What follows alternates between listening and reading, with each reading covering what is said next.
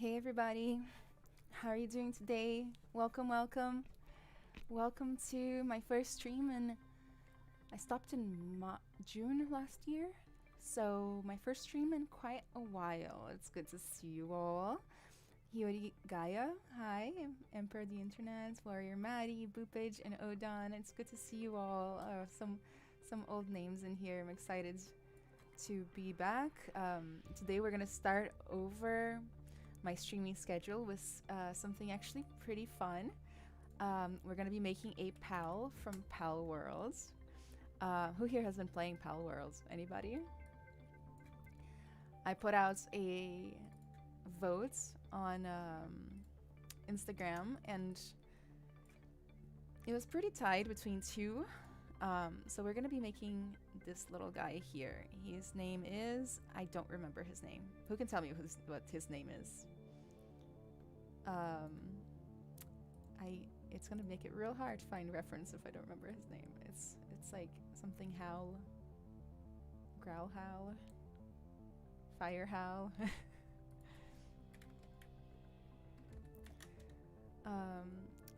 Odon says good, hanging in Discord with friends, haven't been playing, but I've heard of others playing. Morty Johnny, hi. I don't play it yet. It's good? If you like Arc and Pokemon, I think it's good. So not Dire Howl, that's the wrong one. Fire Tiger.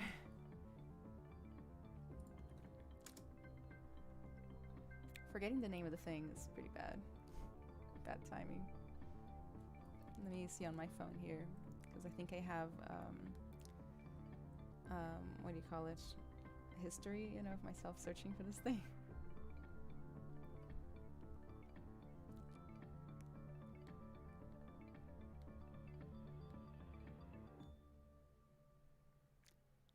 Not Blaze Mud.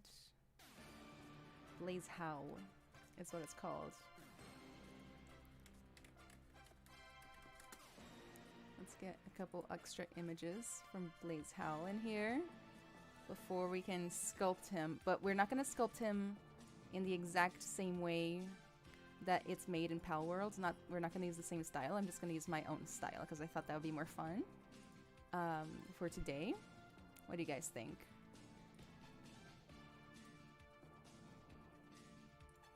Whenever I'm searching for things, sometimes it helps to change the size to large so that you can get better images of the Pokemon you want, or Pal. Alright. Just kind of scaling all of this stuff. It's really hard to, and we have some extra screenshots here of different details in case we need it. Hopefully we won't. This music kind of fits the Pokemon aesthetic theme situation. So, well, it probably would help to have my tablet before I start. You can tell I haven't done this in a little while, besides for classes. So, while I start blocking it in, I'm gonna bounce between telling you guys what I'm doing and introducing myself. Let me just turn the music down because sometimes the music can make me frustrated.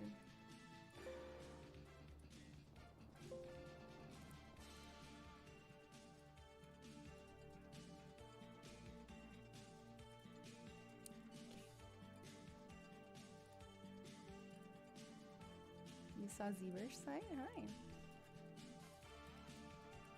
Alright, so I'm gonna start by, I think, should we do the whole body or just the bust? What do you guys think? I have zero plan. If we do whole body, I'm gonna start with Zspheres. If we do just the bust, I'm gonna use a Sphere 3D. Do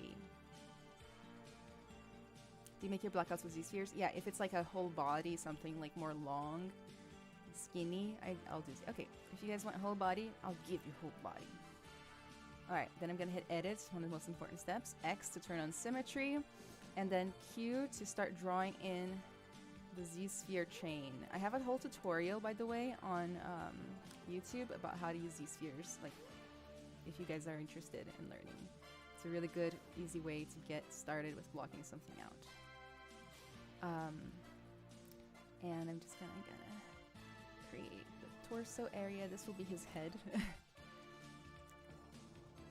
Shoulders, hips, tail, you know what? I like to do the tail separate these days. It's easier to pose it, and then I can just Dynamesh it later. But I do like putting the arms in already, so that will be the elbow. W to moves. Pull it down. Man, this music is funky. Like, I feel like I'm about to go fight crime or something in the Sailor Moon universe. What do you guys think?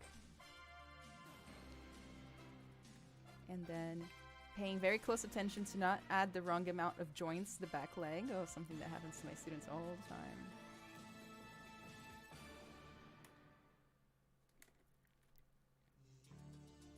And then I'm not going to add the toes with Zspheres because I like making one toe and then just copying and pasting.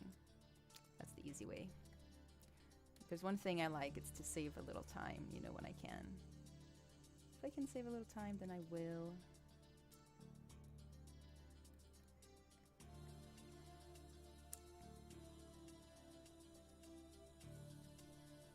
I started 3D modeling and sculpting like 4 or 5 months ago, and I love your content. You really inspire me. Aw, that's so sweet, Morty Johnny. Thank you. I'm glad that you're here so we can chit chat. Hey Anna, how come you don't mess with the UI colors? I love to customize almost everything about ZBrush, and I was just curious. So, great question about that. So I would love to have a really cool, beautiful, you know, customized UI with all my favorite buttons. But the thing is since my main goal is to teach, it doesn't make sense for me to have my own special UI. Like, people can't follow along as easily if my UI doesn't look the same as theirs, you know. So I just like to keep everything default. I like to call myself a vanilla user because everything is purely default in all of my software, so that I can teach more easily. Borba, Brasil! Alô Brasil, Tomás, tudo bem? So I'm gonna go to adaptive skin, turn Dynamesh to 0 so that it stays nice and low poly. Hit make adaptive skin, go find that. There we have our block out, all right? And we're gonna use the move brush to kind of start shaping it up a little. I might need to grab some reference of like actual real life tigers, lions, and bears for this thing. Because I'm gonna use my own style, so my style is slightly more on the realistic side. Keyword slightly. Don't forget to look at things from the top view, bottom view, all this good stuff, you know. Hopefully I finish everything today. I'm feeling a little inspired.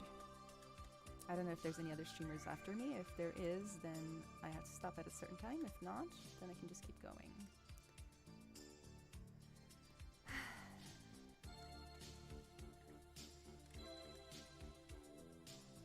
This will be his head.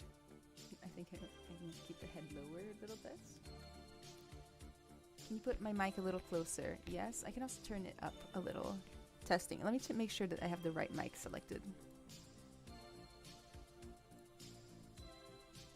Yes.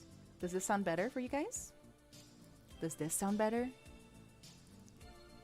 Okay, Caicedo! I'm happy to be back. Thank you. The default brushes are versatile, but do you use custom brushes much? I use custom brushes especially for detailing. I make my own a lot.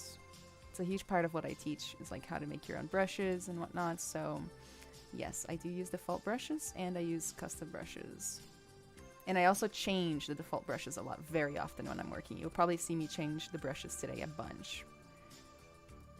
Just using a mixture of move, smooth, and clay buildup for the most part to kind of start giving this thing some shape.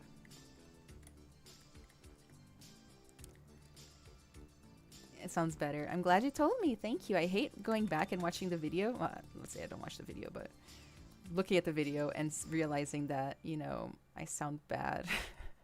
It's never nice. Okay, so now we have kind of a shape.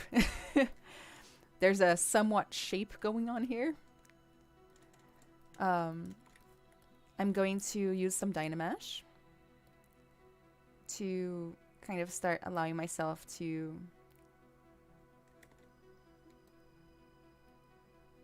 delete the lower subdivision.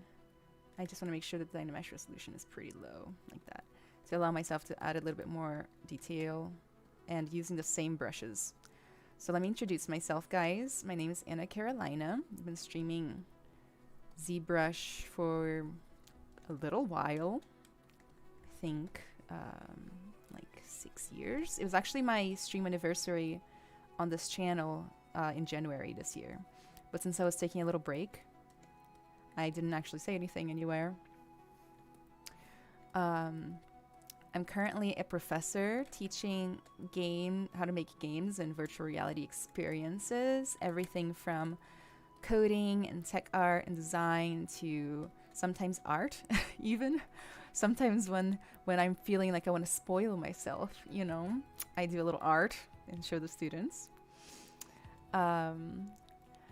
So by the way, I'm gonna just like cut in the mouth hole from the bottom, and then I'm gonna add in the mouth bottom parts.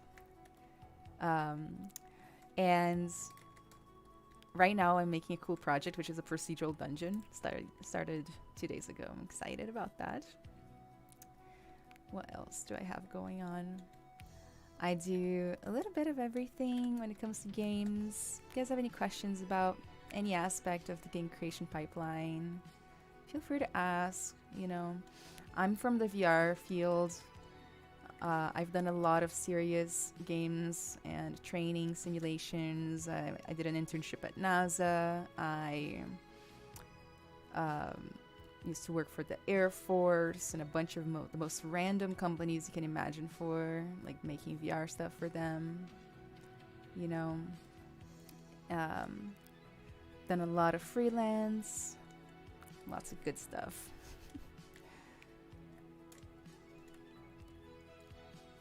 Very beautiful voice, thank you. How do you feel about making characters from games for 3D artist portfolio? So there's a lot of beliefs about this. I have nothing against it at all. There's nothing wrong. Like, I don't see anything wrong with it. Like, if you want to work on League of Legends, for example, it might actually be beneficial to have some of their characters, you know, on your portfolio. The key is that it has to look of comparable quality to the originals, in my opinion. That's what my teacher in college used to teach us. He used to say, if you're going to do fan art, it can't be worse than the original. You know, so there's the trick there. I'm going to add the bottom jaw by using an IMM primitives, grabbing a sphere. I'm just going to squash it on there and basically scale it down. Use the move brush to kind of just wiggle it somewhat into place.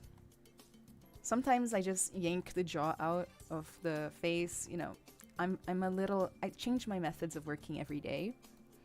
I find that more interesting, to just let it flow like that. Now let's go ahead and kind of shape the top jaw a little. I don't think there's any good side views, so let's find if I have a side view here.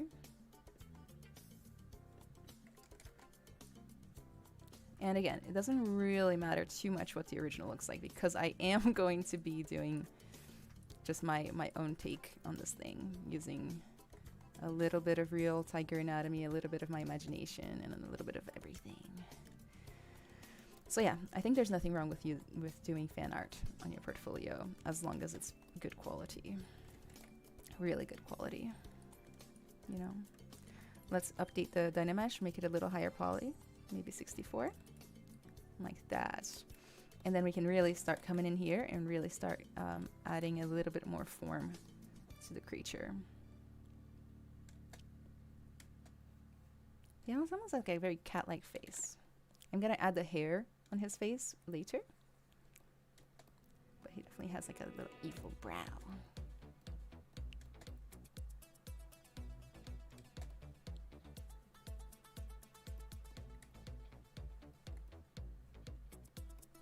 The ear will be separate as well for now.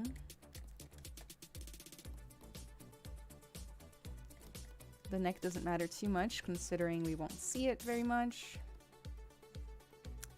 And this is where I might need some extra anatomy reference, because like I don't remember what's supposed to go on in the chest. I think it's supposed to be way closer together for one.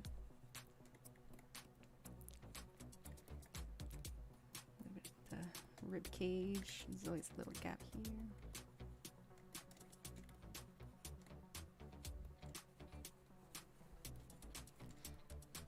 You like games, are you, Maddie? Me too. Can you give tips on how to present UVs when posting a project on ArtStation? Well, the first thing is that the UVs need to be presentable. That's kind of the first thing, right? Make sure that if you're going to show UVs, that they are looking quite clean and organized, straight. And then the way I'll do it is I just overlay the UV on top of the texture itself, and then you can show multiple versions of the texture, normal maps, AO, that kind of stuff.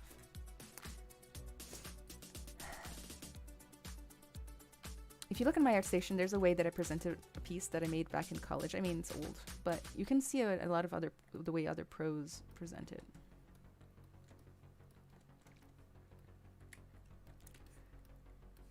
Você é brasileira, sim? Poopage. Some people I've talked to really hate Dynamesh, and I don't understand why. Do you know why? I don't know why they hate Dynamesh. Like, I guess you'd have to ask the people who hate it. I don't mind Dynamesh at all. I think it's powerful. There's a chance that they hate Dynamesh because it's used irresponsibly. Like, maybe people use it too high poly or something, you know, and then everything becomes a mess. Let's go ahead and put the ears in. So I'm gonna, it's like little sideways cat ears. I'm just gonna use another sphere. Put it right there.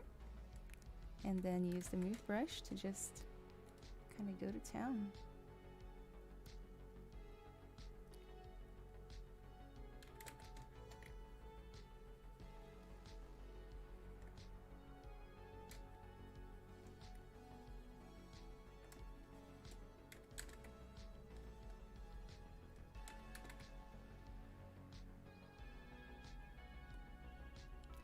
And then just tuck it in to the head.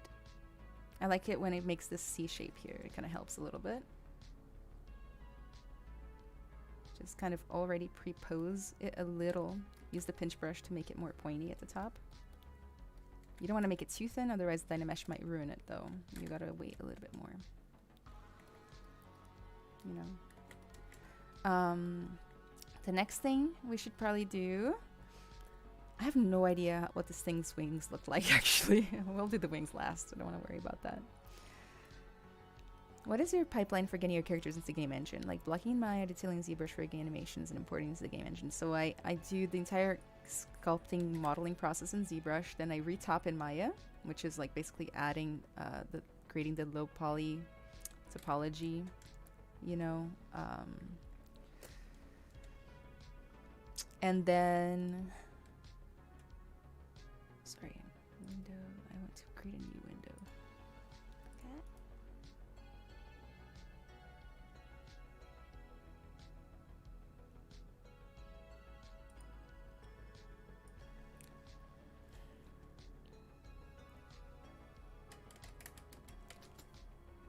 Sorry. Then after I do the low poly in Maya, I often just UV in Maya since it's already there. Bake it in either Substance Painter or Marmoset. Then I texture in Substance Painter. Once that's done, straight into Unreal.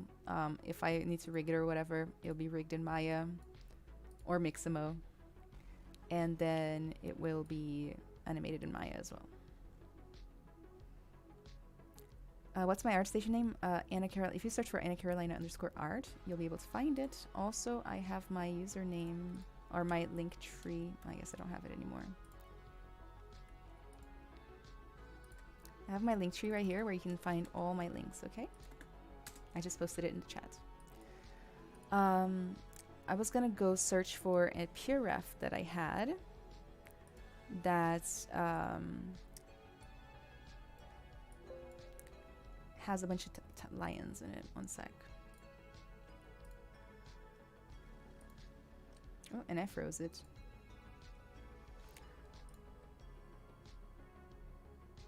What college did you go to? I went to the Art Institute of Houston, which no longer exists.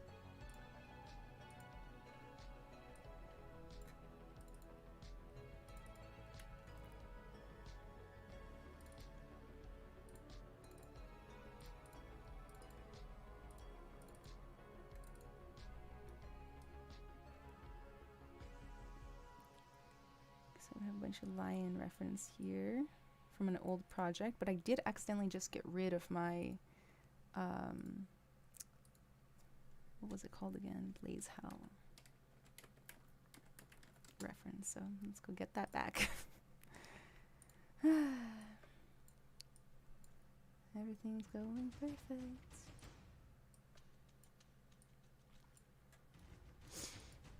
All right. Okie dokie. And I have a question that maybe you can resolve. Do you know if there's a way to convert fiber mesh into geometry for 3D printing? Well, fiber mesh is technically already geometry. I don't know if there's a way to convert it.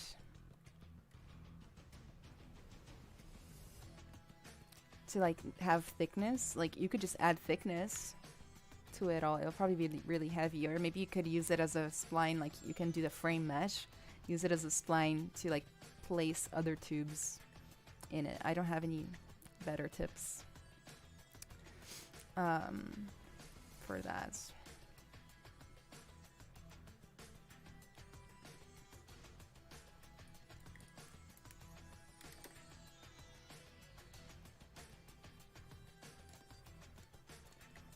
Just gonna get a little bit more shape in there.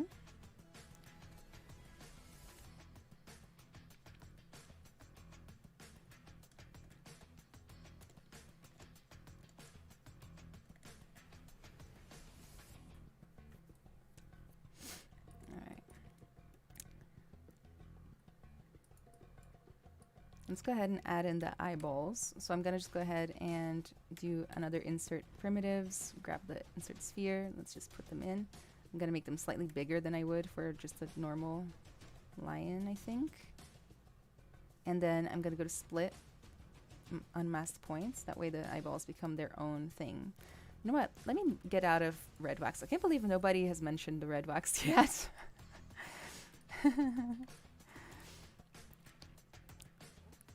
How do I get into the gaming industry as a 3D modeler as a beginner? Well, I think the most important thing is to build up your skills and your portfolio, right? You need to make sure that your skills are competitive, your work looks professional already. Your portfolio has work geared towards the industry and the companies you want to work at. It also helps to network and talk a lot to people that you meet, you know, in the industry, make friends, be well known, build up a good reputation. All this good stuff can lead to a job.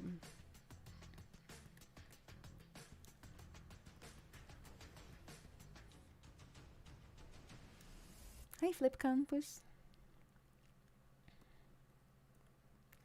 Sheriff, I'm glad you're here as well. Boa noite, Fabiana. Techno, do you have any recommendations for mentored programs like sculpting and character art? I'm looking to do more this summer to expand my portfolio. I mean, I do a mentorship program one-on-one, so like you can have meetings with me, and I'll help tutor you, and also with your portfolio, set all that good stuff up, do the research that you need to do in order to get into the industry, help you stay on track, and all this good stuff. So let me share my link with you, and one-on-one mentorship. I'll put the link directly in the chat for the mentorship too. It's that one right there.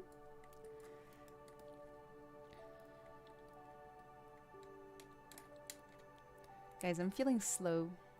I don't know, I'm distracted. I haven't done this in a while. Oh my gosh. Am I getting rusty?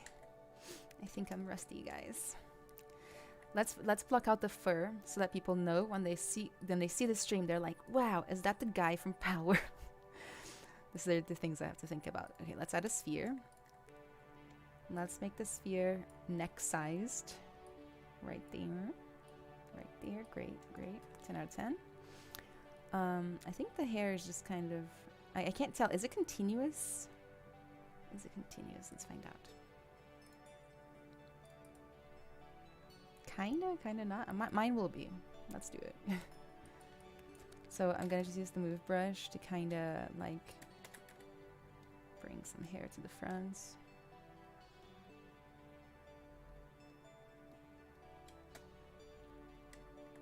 And then just keep it kind of around the neck. because I want to, I'm gonna just bring it between the legs a little extra.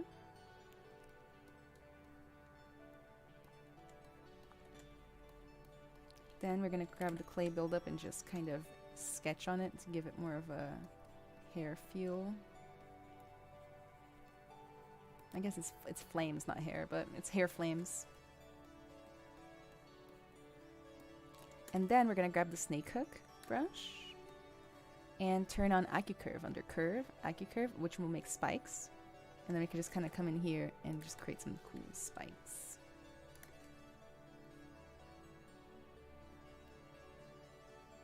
I don't know. Let's go. Spikes. This is just for the block out.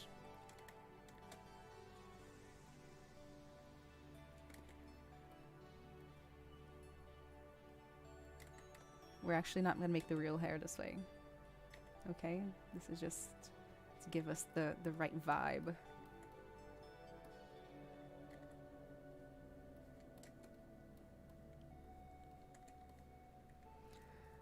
I can't tell if he has hair down his back too. Yes, he does. Yes, he does. So we will continue the hair down the back. So I think I'm going to use Snake Hook with Sculptures Pro turned on, because this will basically allow us to just kind of keep yanking, and it won't ever break the mesh. It will just kind of create new triangles like so. It will help me a ton with the process. Like that, and then I can kind of come in here and continue to add those spikes.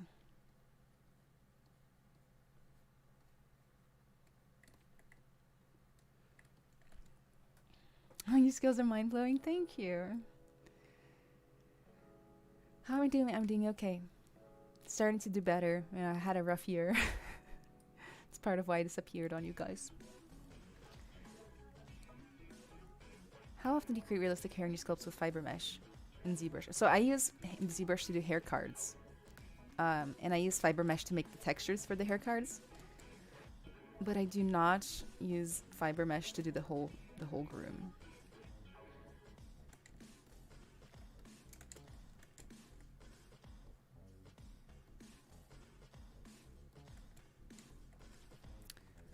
Okay, and now the problem is, how do these wings even connect, guys? Like, what is this? Do they just float? They float. That makes it easier, actually. If I have to connect less stuff together.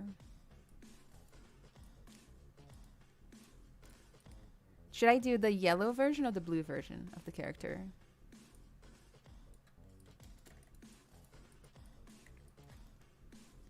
Have you seen the Brazilian memes about this game? No, I have not. Thanks. Do you work with high schoolers on 3D art portfolios? Yes, I do, actually. I actually work with people of every age and every level. Do you think an internship as QA at Larian Studios is a good way to work my way up to 3D artist? It's hard for me to give an opinion on this. For the only reason is that I had never tried anything like that, and also I don't know many people who did. Okay, I'm gonna be honest with you. That doesn't mean it's not doable, and I know it's a very common thing, especially it used to be, to just start in QA and work your way up. I can't give an opinion. It's probably better than nothing. A lot of people get stuck in QA, so be careful, I guess. And while you're in QA, make sure that you remember that your reputation is being built. So, you know, if you're already known as a good worker and you try hard and you're responsible and you're reliable and all this good stuff, then maybe that could be good for your chance at becoming a 3D artist. But the whole time you're working any other job at all, any other job that isn't your desired job, you need to be, you know, working towards your job through your portfolio, personal projects, things like that. For the tail, I'm going to use deformer, so I just added a cylinder. I'm going to go to press W to get this gizmo, press the gear, taper, and I'm just going to taper the tip of the tail, and then I make this part a little thicker, like that. accept. And then just gonna make it more skinny in this direction. Then maybe just angle the whole thing down a bit. Oh no, make sure that I don't break symmetry though. And then let's go ahead and add more fur. So grab that snake hook brush with the Sculptress Pro and just yank that all the way down. Maybe not in one go like me.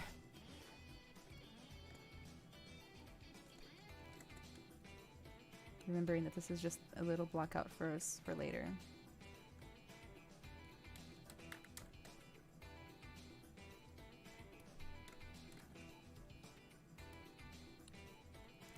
And then snake hook with IQ curve, just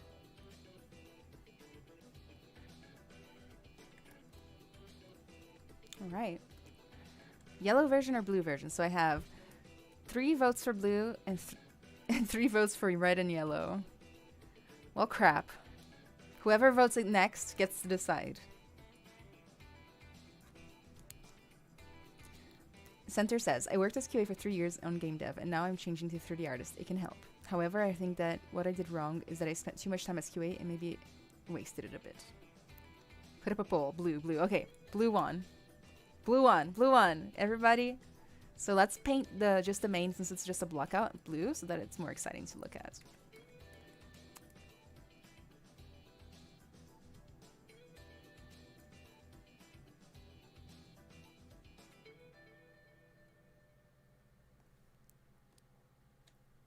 Take off sculpture. We don't need Sculptress Pro while painting, that's for sure. Paint it all blue, and then we're gonna paint. It's actually more purple than a blue.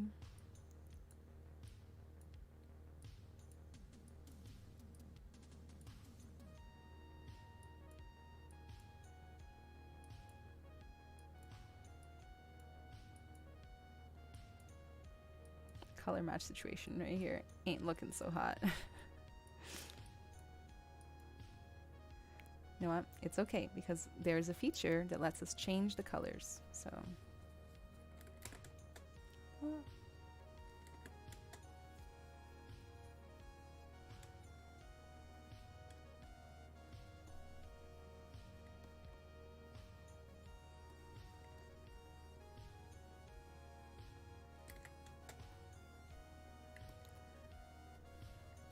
all right, like that, and then I can go to poly paint and then adjust colors, and then I can mess with the colors quite a bit. So for example, I can change the hue to be more purple. I can change the saturation up, and then also the contrast a little bit. Actually, it needs to be like way more purple. Let's try like adding a bit more red intensity.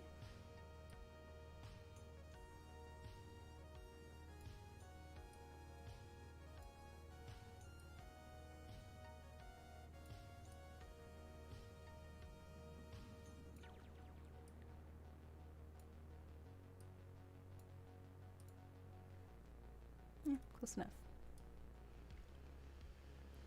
Are you using a pen tablet or a display tablet? I'm using a pen tablet.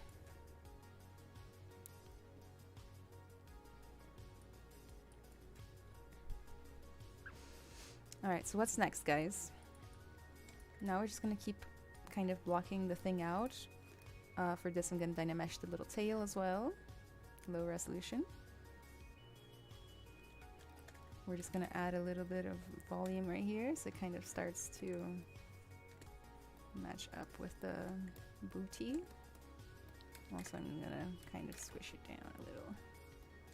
Like I told you guys before, I'm gonna keep the tail separate for a while so that I can pose it at the end. It will be easier for me. You mentioned you bake in Marmoset. Can you tell why Marmoset? So Marmoset has this feature that lets you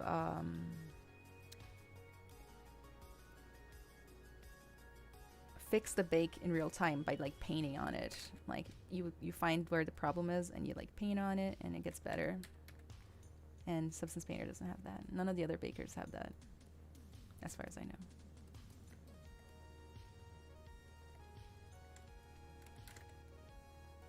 Make his head smaller so that he looks bigger. Like in relationship to his own head. if that makes sense. Taper his tail a little bit more by smoothing it. Alright, it's time to start getting real.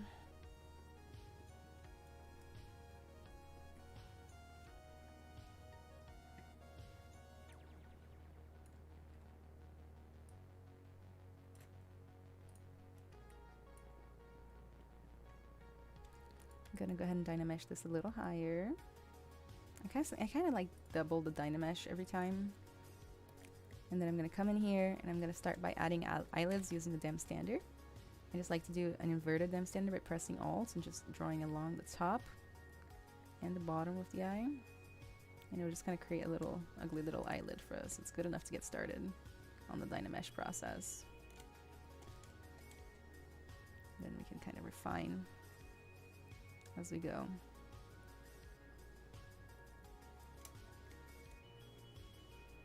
Then I can use the move brush to kind of reshape the eye to open it again a little bit more. He has kind of like triangular-ish eye. I'm just gonna make it slanted.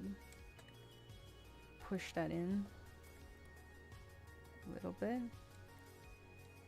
Make him look more angry by bringing his brow down.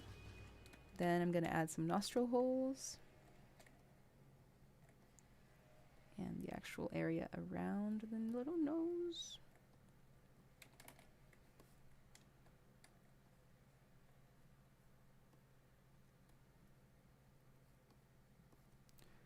Let's sketch in kind of where his little nose bridge is. Not too much though. Tigers often have this little, I guess I am using a lion reference now. I don't know why I kept saying he was a tiger. I'm gonna make him a lion.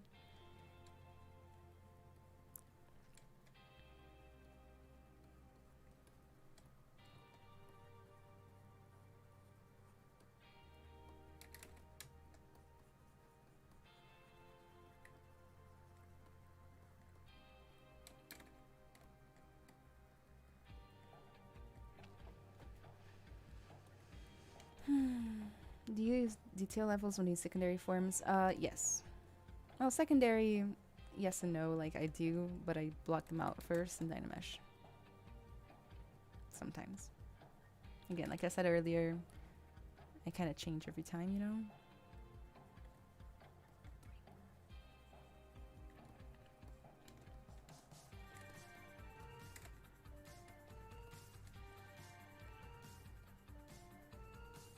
Forget the horns a bit.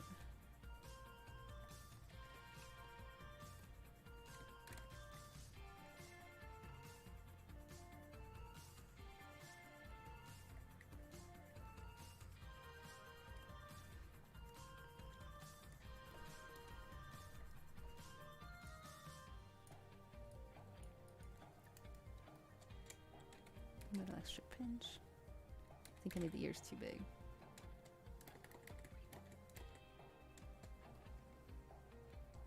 Gonna grab just the mask lasso. Make the ears a little smaller.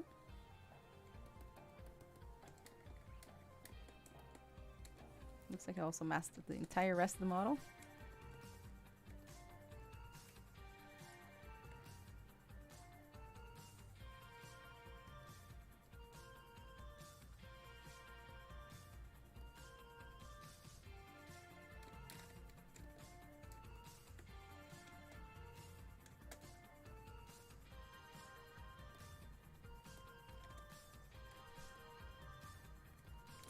Let's kind of cut in the inside of the mouth.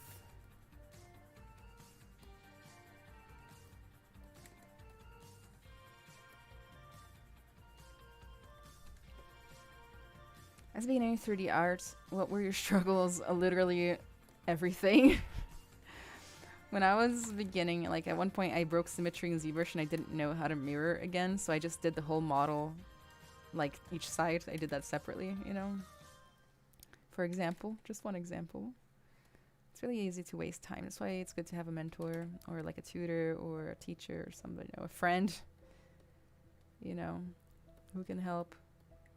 What else did I do?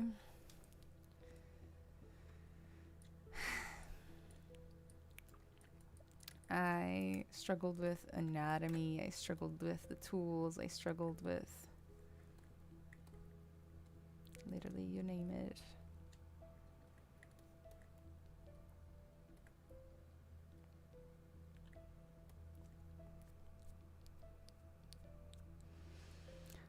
You also have your YouTube channel, and I was your subscriber, saw your videos there. Oh, nice.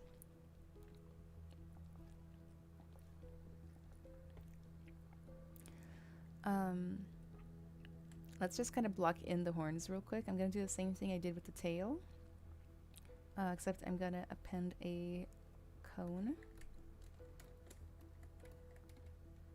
Just make it long.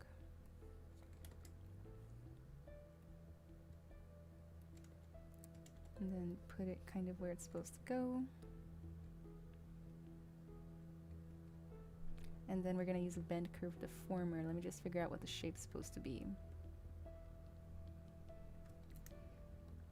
Bend curve. Basically, this will create a little curve that we can use to control by grabbing the little dots, and then I can just pull this yellow cone and then just start shaping a little bit better.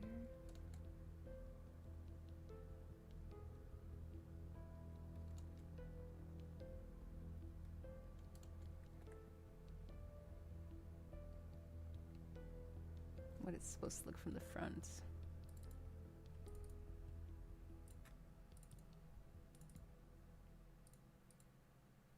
Like that.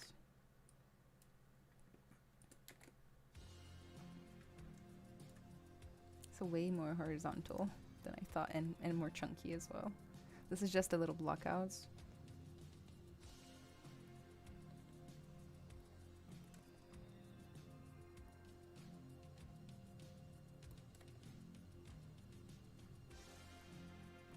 Let's throw a little inflate brush on there just to make it a bit more chunky.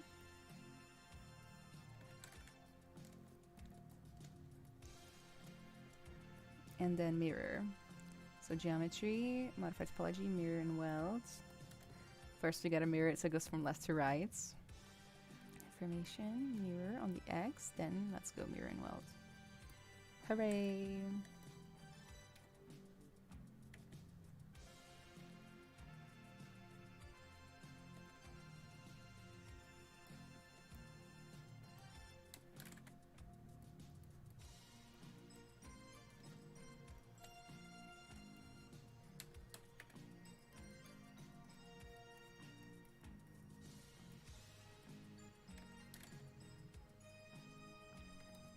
Kelvin, tudo bem, e você? Oi, Canarte. Ah, oi, tudo bem? I'm really struggling with anatomies in the tool too. Worry, Maddie, do some Maya videos in the future. Is this like a Legends character? No, it's from Pal World. Although you know how the designs in Pal World are, right? Like, it could be. I don't know.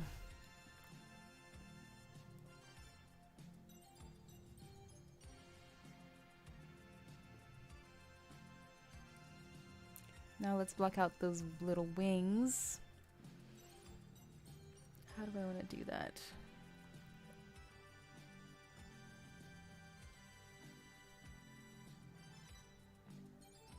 No, we'll block them out in a second.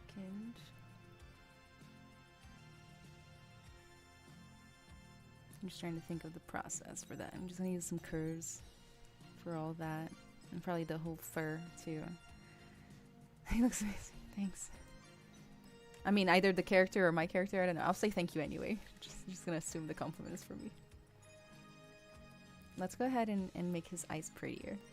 You guys know me at this point. Well, some of you do. You know that I can't resist painting the eyes way too early. And a bunch of other parts too. Mask circle. Let's add a perfect circle to the eye.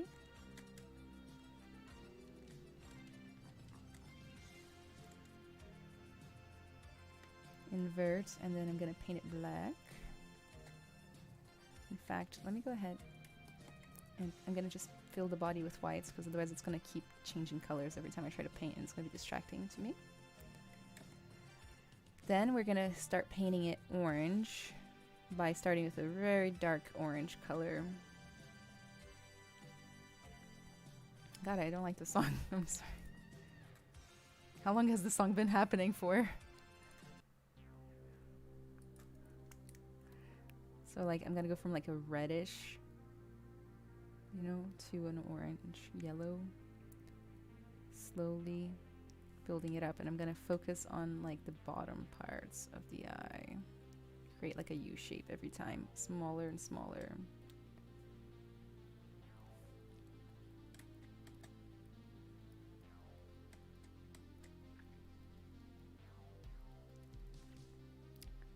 Make it brighter and brighter.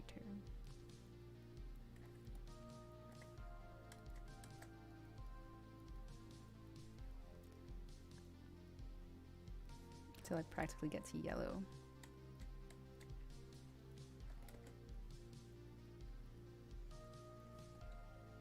Yeah, does he have a like? He has like a tiger's eye, like a slightly oval thing going on, but not too much. Then I'm gonna go ahead and grab darker red again, and just kind of increase the shadowing at the top. Give it dimension, you know. And then pure black, we're just gonna give it kind of an oval center. And I know that the one in the game is white, but I don't know if that will work for me.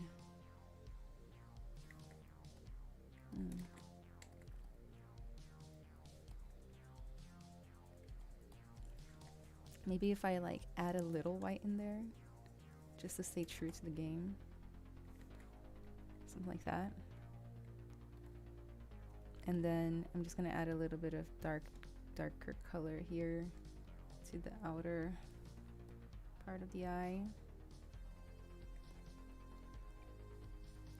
And then let's throw a little toy plastic in there to make it shiny. So toy plastic, toy plastic will create a little light, you know, in the eye. So if I change my brush to material type and I just brush on, you won't really see anything change, but when you go back to the other material, the toy plastic will stay, so it'll be shiny. Let's go ahead and rotate the eyes ever so slightly so that they are more like looking in the same direction.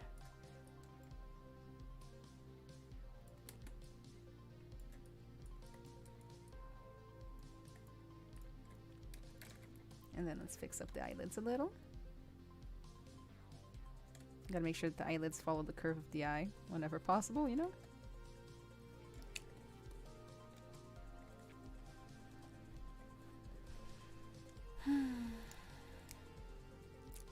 She has a course. Where can I sign up? Right here. I'm gonna post the links.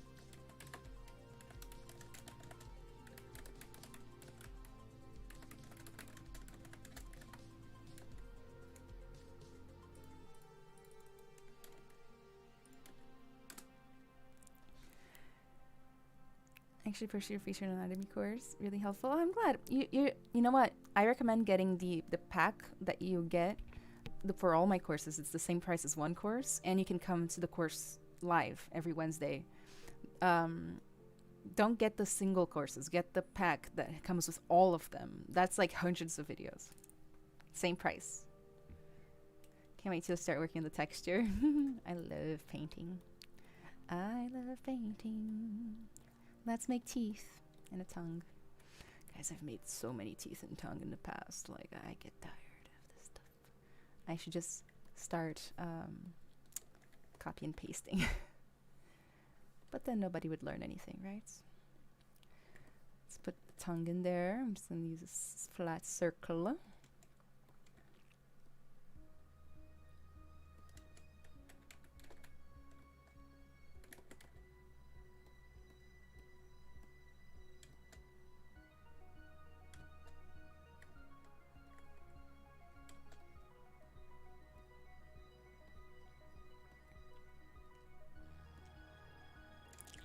Now teeth, it helps to have gums, you know? So for gums, I'm gonna hide the tongue for a second. I'm gonna just kind of mask with the mask pen the area that I want the gums to be at. And I'm gonna extract this. Extract, extract. Oh, that's so big. Thickness 0.0003. That's too small. 0.03. Yeah, it's too. It's very sensitive little.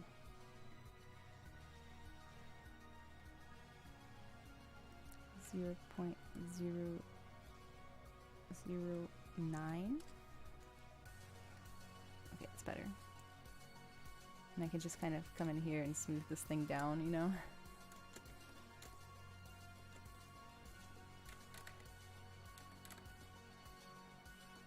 I just do this because it kind of follows the same similar shape to the mouth for now, so it's easier to put teeth on there.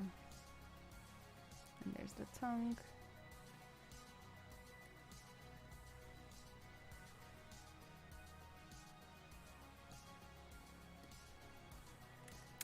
Model's already looking beautiful, thank you. AAA just finished rendering an Arnold and it took like an hour and it crashed while saving. Will this stream be recorded? Yes, it will be on the ZBrush Live YouTube channel. Good to see you. You're still out here crushing it. Oh, thank you, Trim Dynamic. How you doing? For teeth, we're gonna start with the boar fangs here.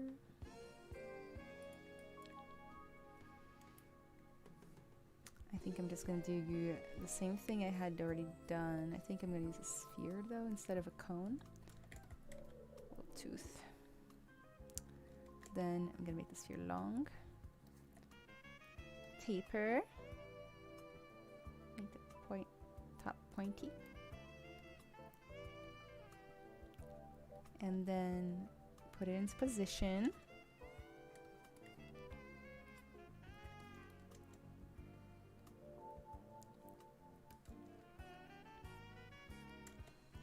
I feel like I'm in the Bob Ross show with this song. My subscription to Pretzel Rocks does not come with, only comes with this station. Then a little curve tube, bend curve, oh my god.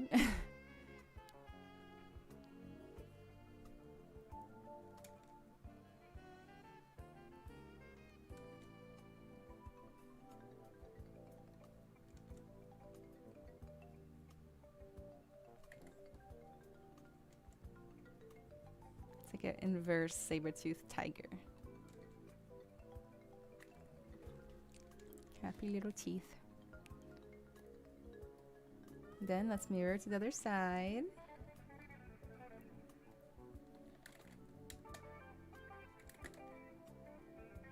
And then he has a second pair. Let's go ahead and just duplicate that. Make it shorter.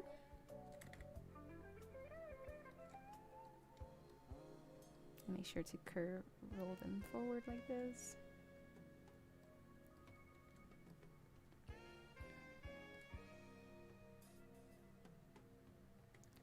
And then the little teeth are gonna be a different mesh. Just cause they're not pointy. The teeth on a lion, what's up with that? I think it's just like the teeth on a cat, just little tiny teeth.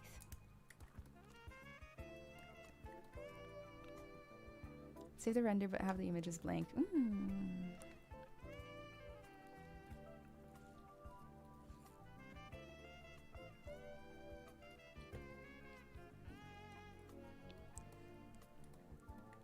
The music is chill.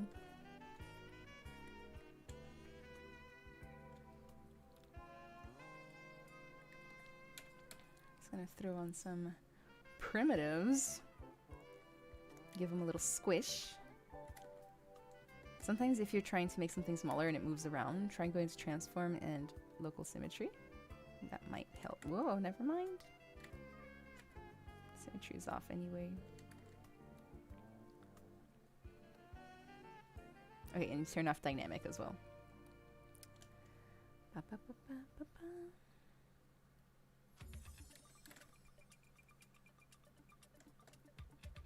Make them a little bit more square. And just push them into those gums.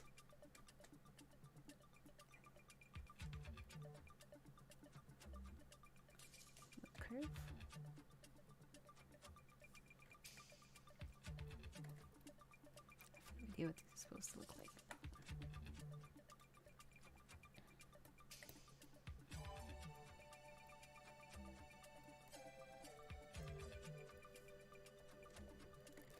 All right, all the teeth are kind of falling out of the mouth a little. Let's just kind of recombobulate the situation here. Like, he'll be fine.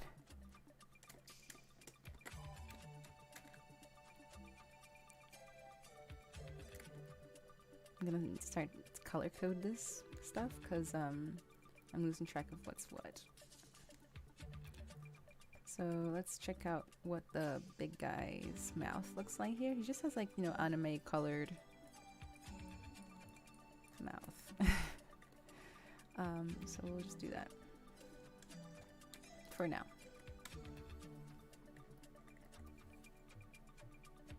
Oh, I have material mode on.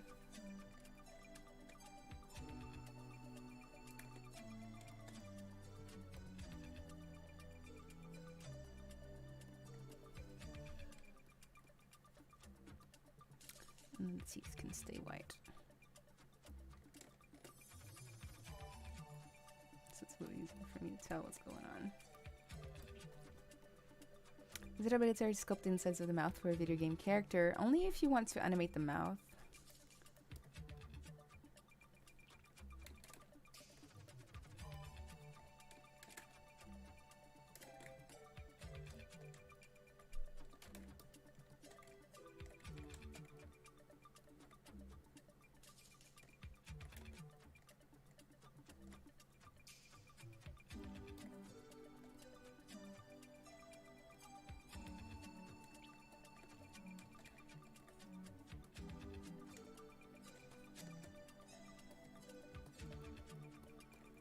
Next we need to sculpt the toes. Is my stream not in 1080p? Oh no, don't tell me I'm streaming at the wrong resolution.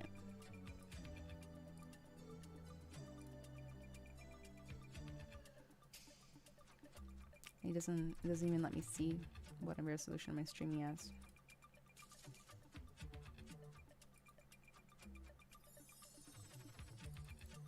Is it low resolution, guys?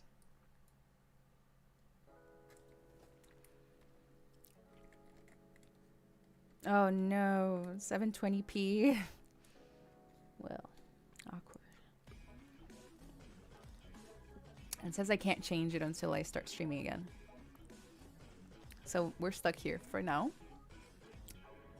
But next time I'll fix it, okay? Thank you for letting me know. I would never have checked. Toes. It's toe time. So what's going on with his toes?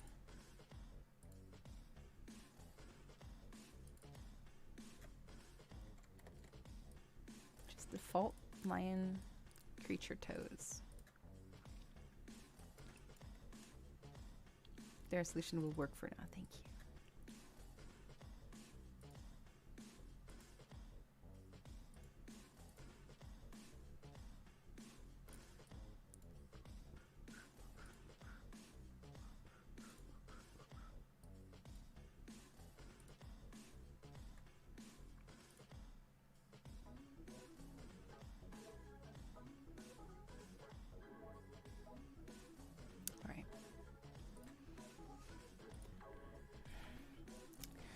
So the way I like to do toes is I like to sculpt one and then copy and paste. So let's go ahead and make the first one. I actually like to use a cube as a starting point for the toes.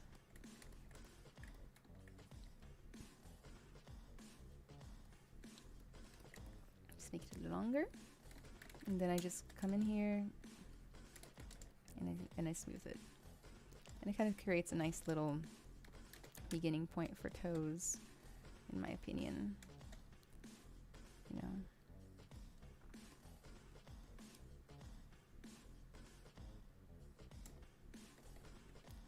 then I will kind of create a little spot for the nails to come out of.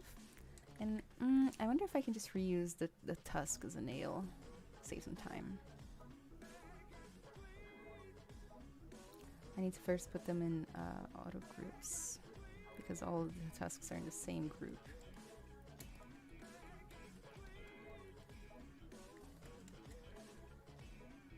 Just rotate it the right way. Fingers crossed. Try to put it straight on the toe.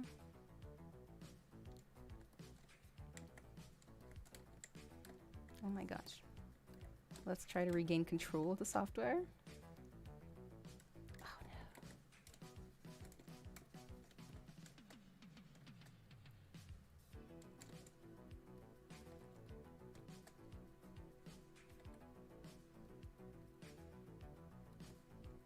Oh no. Oh no.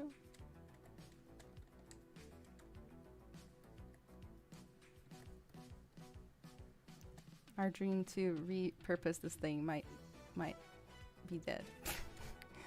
Let me just make a new one real quick.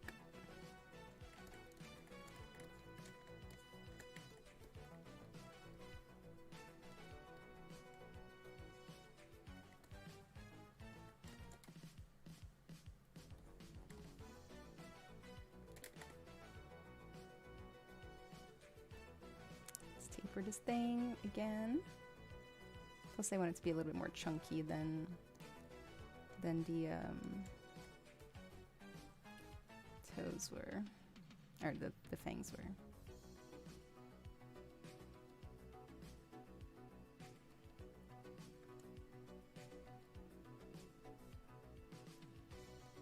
Except, I'm just going to run a little clay buildup down the sides just to kind of cut in a little.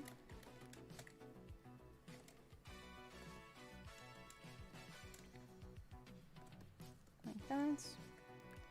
Make this a little thinner as well. A little dim standard down the top. Make it a little more sharp looking, you know. Maybe even a little dim standard with a little bit of an alpha on there, just to kind of give it a little pizzazz, I guess.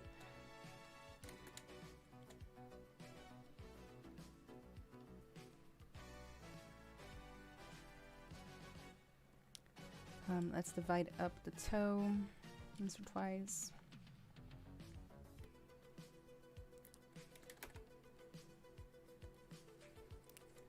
And then we will duplicate the toe.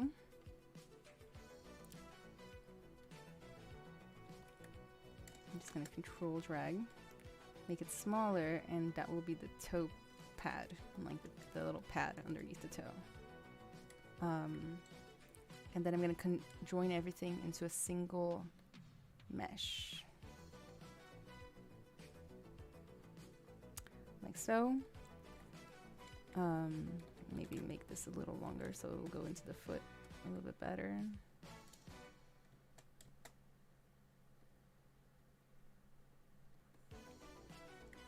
This is the same song over and over again. Oh my god, folks. This station has good hits. And do you think in the game they use actual mesh for his fur or VFX? It's mesh for sure. Is that the new Pokemon game all the cool kids are talking about? It seems so, yes.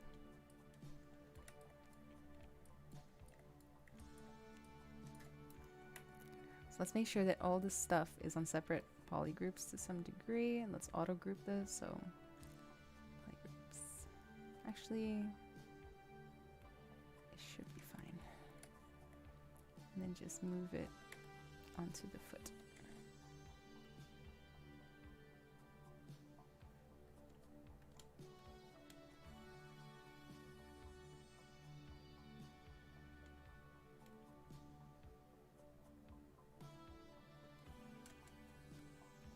He only has 3 on each foot.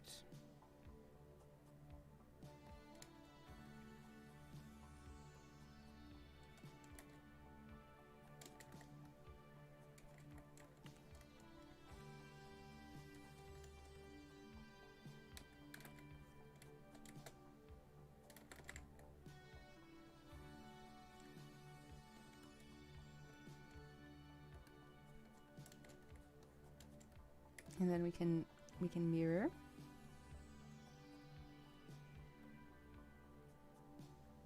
Oh yeah, we gotta turn off local symmetry first. Let's see if there's any subdivisions on here. No. Why is it mirror and weld doesn't work? Let's see. Maybe it is mirror and welding, but somewhere weird. So deformation, mirror, the X.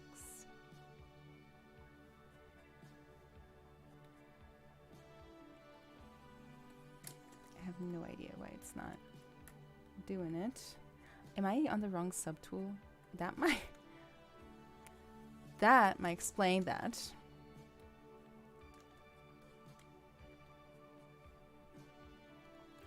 And then control drag to the back.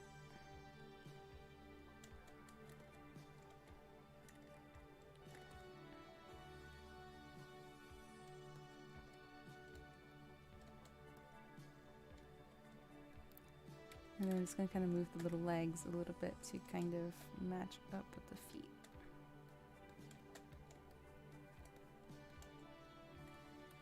It's almost time to start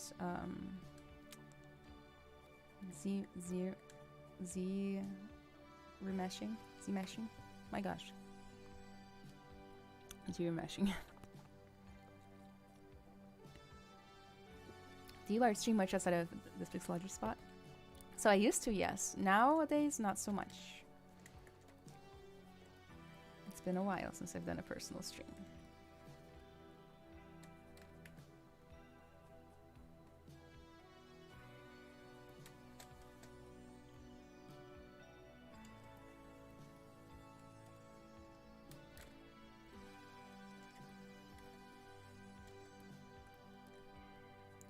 Alright, I'm gonna go ahead and separate the toes from the nails a little bit so that we can dynamesh the toes into the legs. So split mass points like so, and then we will merge the body and the toes. Where's the body? All the way up here. So let's move the body down. These are the toes, move them down, merge down. Now we should be able to dynamesh them.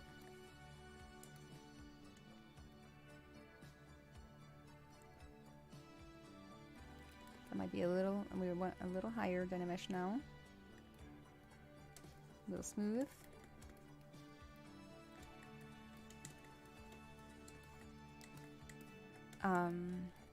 Now, I'm going to continue to smooth just a second.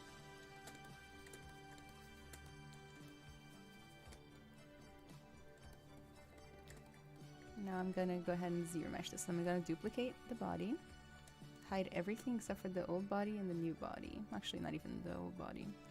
Geometry, ZBrusher, do like 12,000 or so.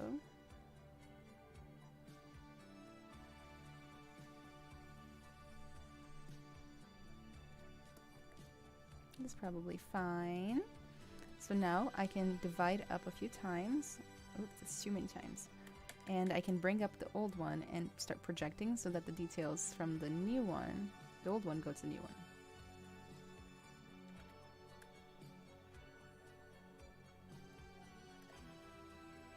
Like that. Then we can turn everything back on and kind of keep working.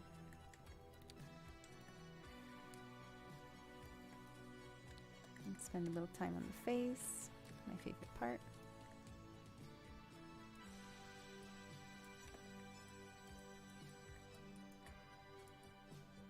I'm going to just screenshot it right there so people can kind of see it as they walk in.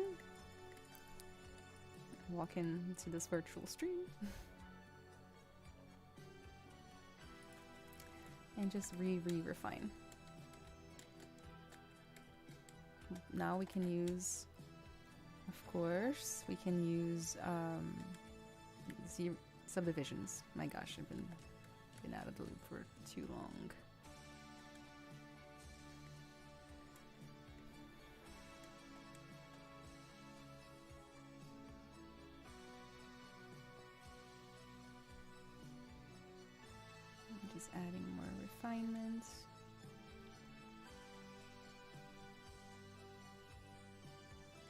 This little damn standard goes a long way.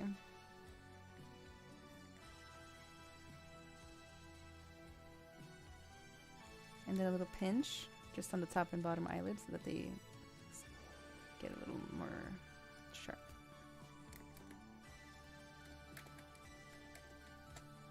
Make sure the top and bottom eyelid kind of follow along with the eye.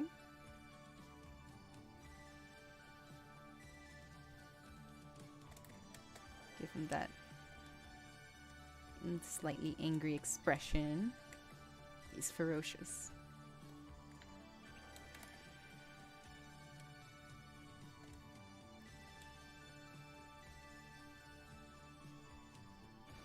Let's take a look at the actual lion nose for a second here.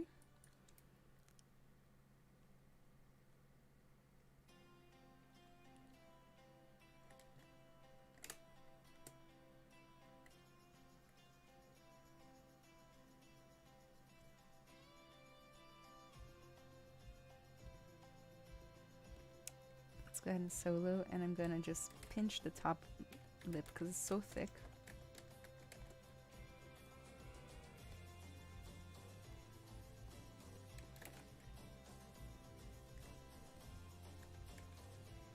And then kind of reshape a little.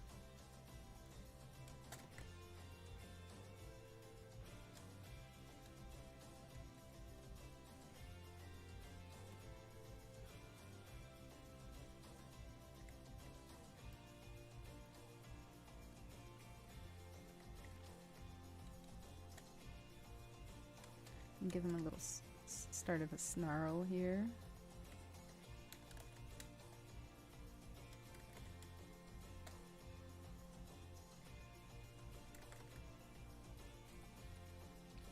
Vamos que vão se gastar.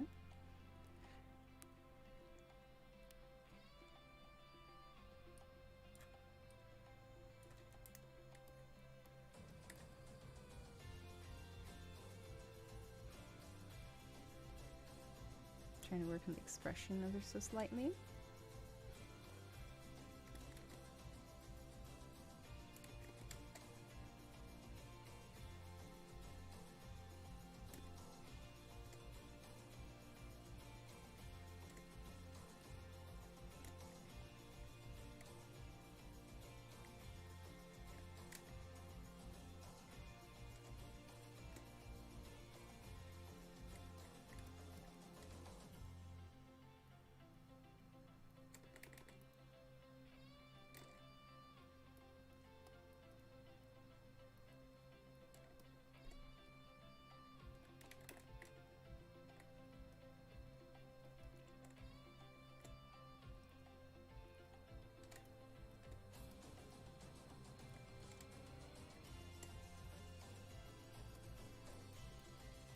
And I might even start already kind of adding in a little bit of rough brush strokes to kind of simulate some fur.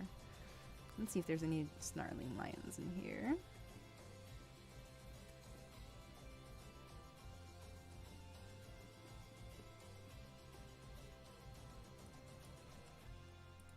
Let's Google it.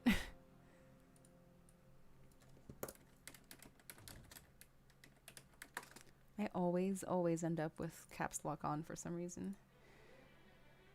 Hi Shahid, hi, welcome.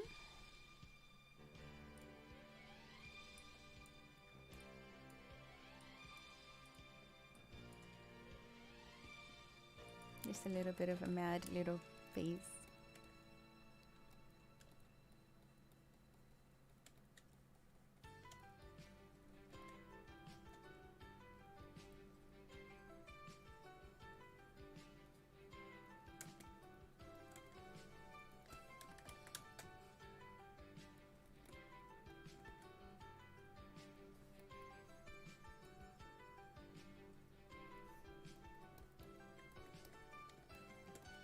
Just a little bit of a snarl, not too much. I'm gonna go ahead and take off the alpha on my clay buildup and move up the focal shift, which I find gives me a really smooth brush.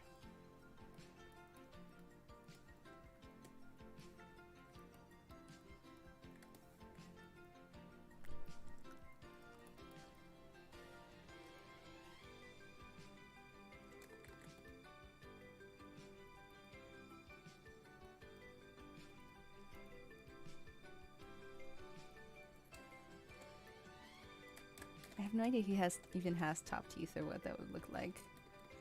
But I guess I'll have to put that in if I want to snarl.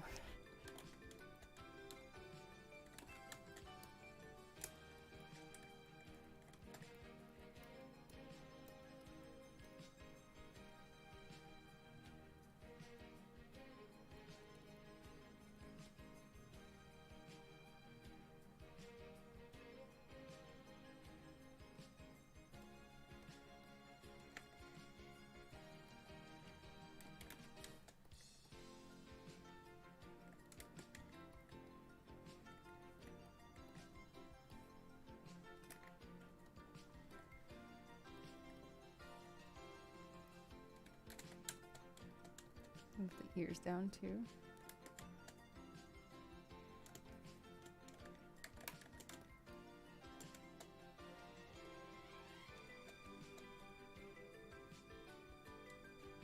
This reminds me of like music for like building houses in The Sims, you know?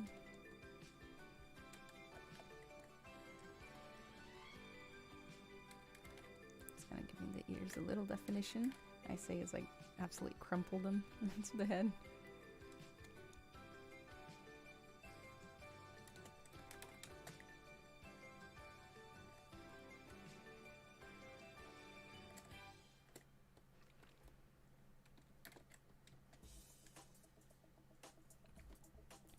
Oh, I'm glad you like it. Yeah, the music, I imagine. The music does remind me of a bit of a 90s work informational. It is, it says an 80s inspired, 80s inspired EDM or something like that. Grocery store music.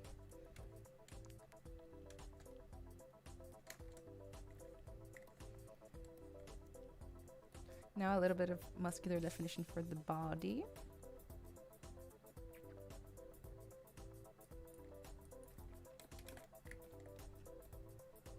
Not too much.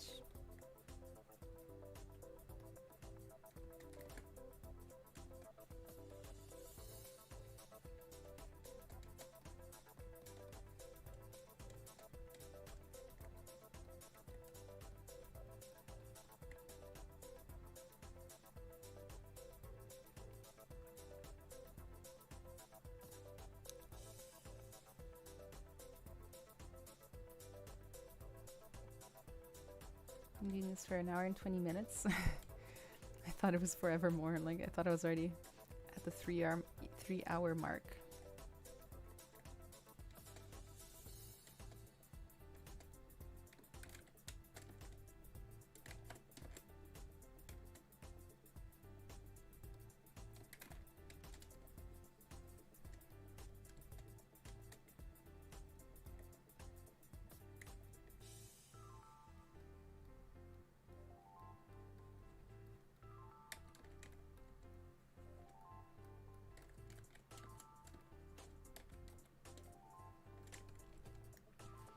I thought you would do polygraphy for remeshing and subdividing. Not always.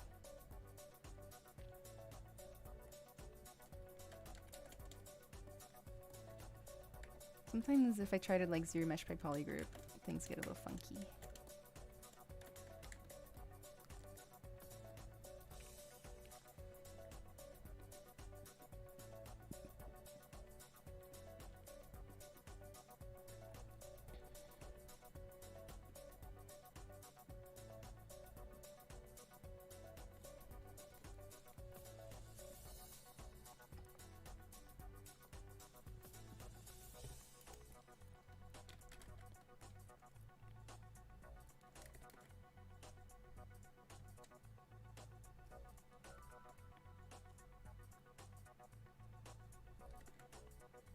Without all that, he's just a little lion.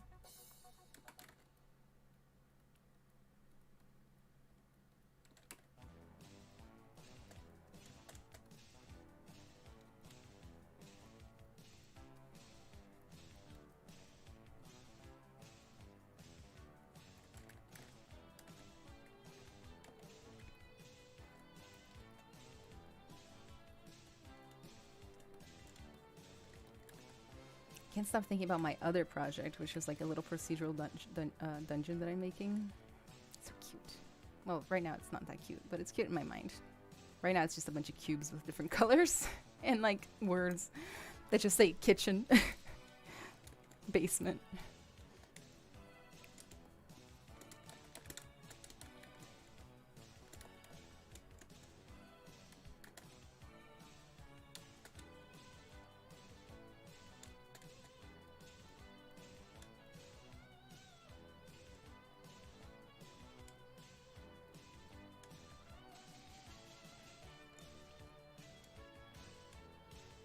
I think we need to like it soon, make the legs a hell of a lot bigger.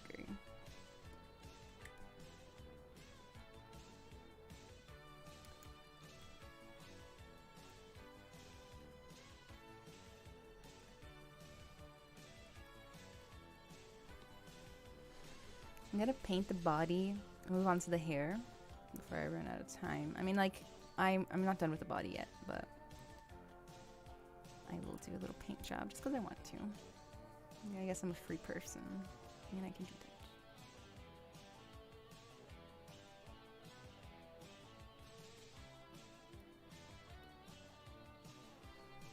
And then I'm gonna use a lighter gray to start kind of highlighting around. You know what? I've been trying to do. Let me save quickly. I've been trying to do masking, like mask by cavity sometimes. Can help with coloring, you know.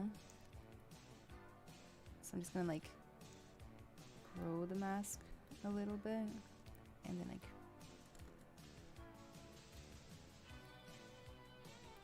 blur it, invert it, hide. Woo! It helps to use the paintbrush. I think I accidentally have the brush, the mask on wrong.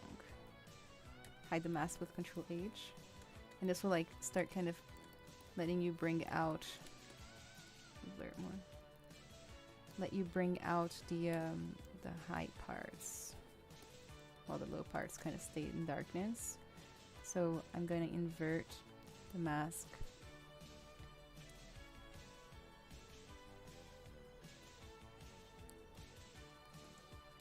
And then I grab a darker color.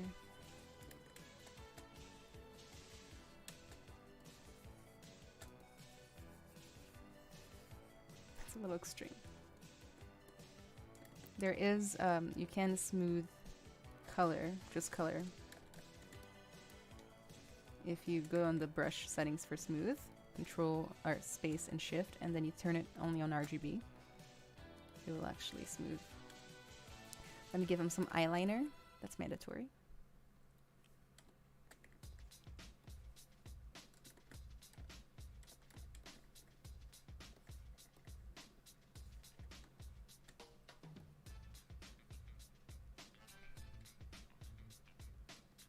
Every single thing I make almost has eyeliner. It's very necessary. I'm gonna give him a little bit of the colors of a lion.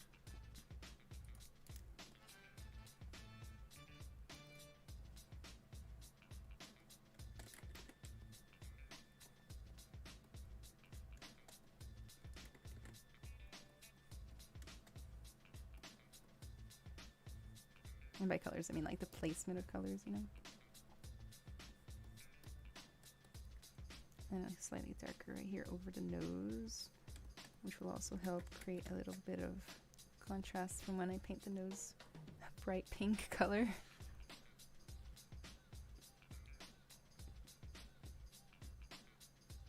Oh, it's actually gray. Bright gray color.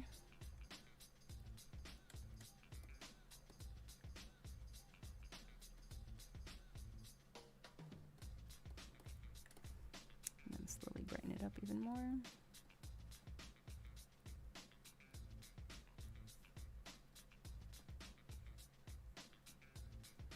little black in the nostrils.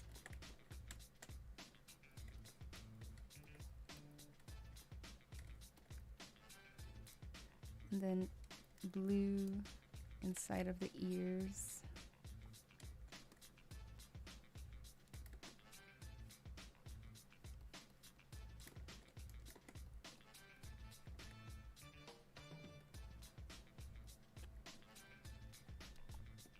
And he has stripes, I guess, for now. I'm gonna skip the stripes for now because I feel like I want to do a cool design with them.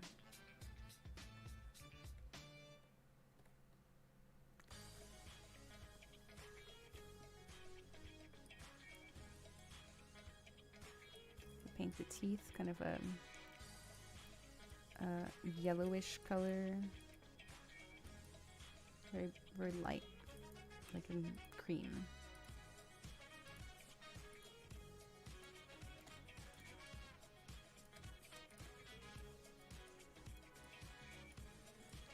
And then the little teeth.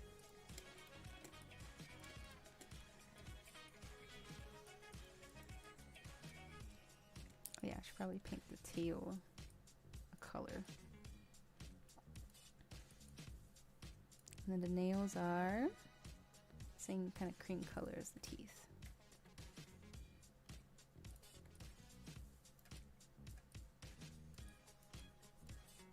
Why not just go to color, fill object? Alright. And then the horns are kind of purplish gray color.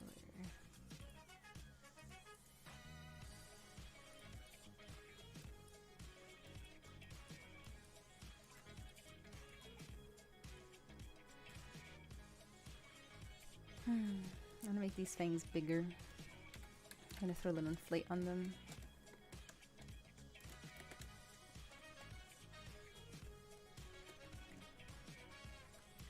Oi, acho que eu assino a live do Rafa. Vejo tanta gente acompanhando nosso trabalho. Obrigada. Bem-vinda.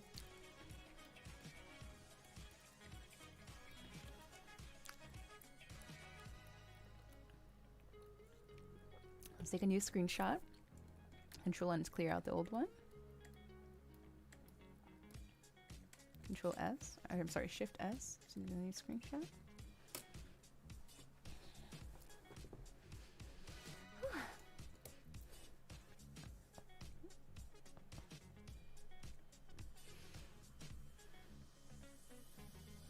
It's curve time. We're gonna throw on some of that hair and the wings on there. This one's a better example of the hair here. So we definitely gotta make sure that I don't put too much gravity on it. It's like fire, it's supposed to go up a little.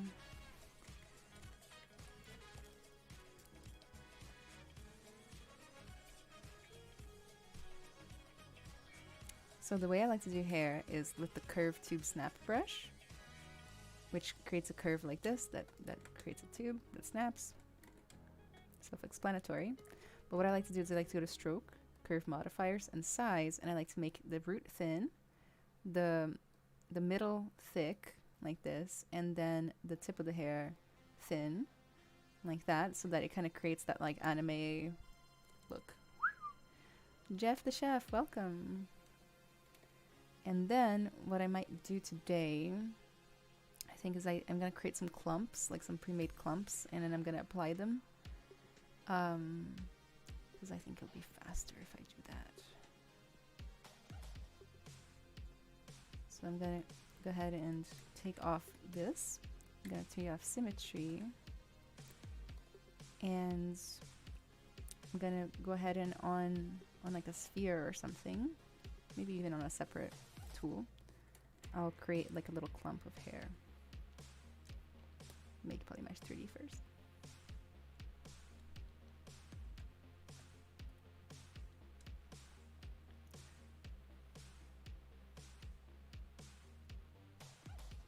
And I'll make a few clumps in different directions and stuff, and see if this will work. Sometimes I'll bring them out, make them a little bit more 3D. Something like this. Split, unmasked points, and I'm going to just append this into my project. This will be the first clump. I can even actually pre-color this actually to make it easier for myself. So grab that purple. find that nice blue.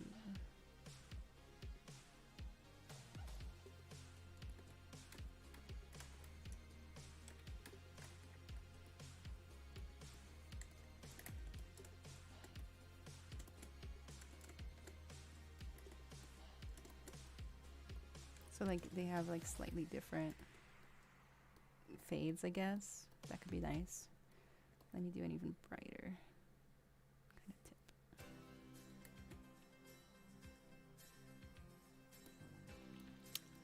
All right, then this will be my first clump. Duplicate. And I'll just start placing it around as I wish. I should have made it more straight instead of more curved. It's a lesson for you guys.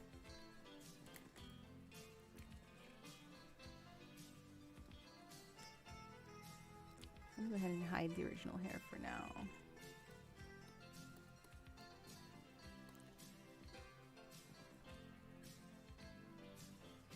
I like to start at the back of the hair.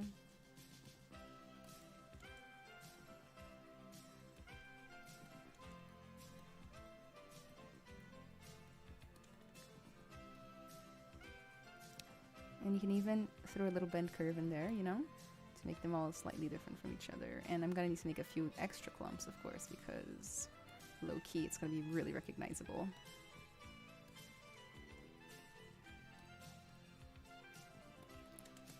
Control drag.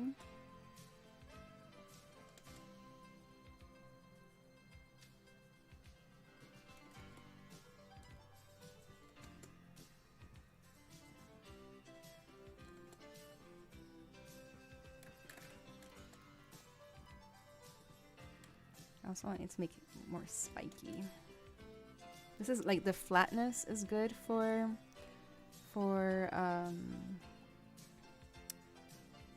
the back part, because then it won't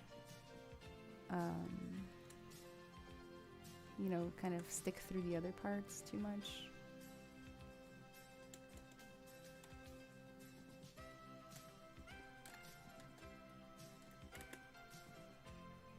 That was weird.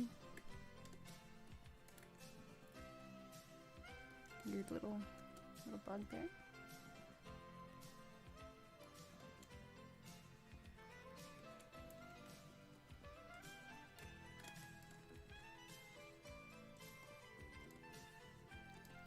Last lasso.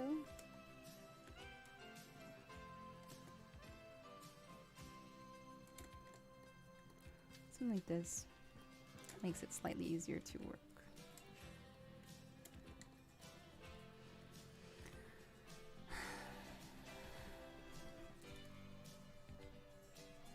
I've seen the new avatar. To me, it doesn't look like a boar. To me, it looks like a cat. Shahed.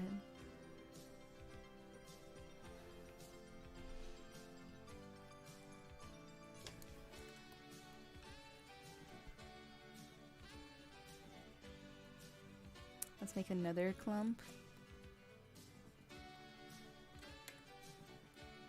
This time I'll make a slightly more straight one.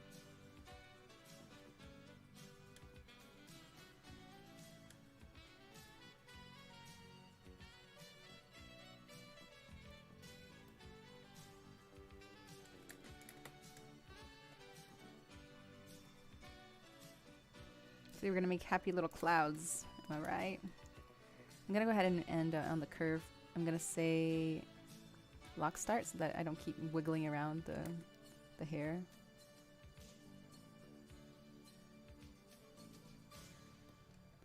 This will also help me make it a little bit more 3D.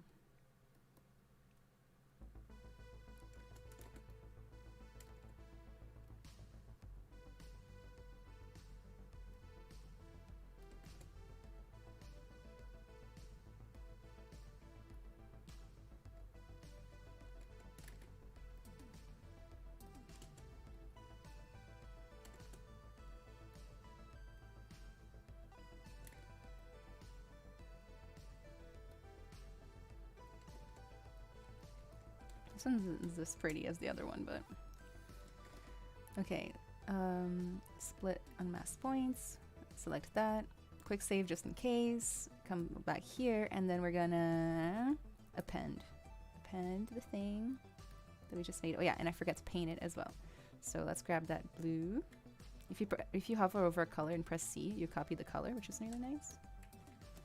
So just paint the whole thing this blue. It's not really, it's a purplish blue. Then the middle one.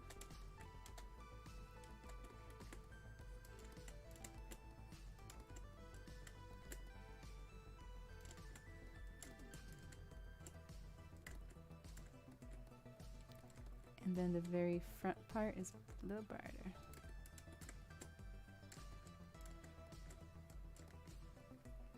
I'm gonna use the Move Topological brush just to hide that little tip of that back one that accidentally is coming through here.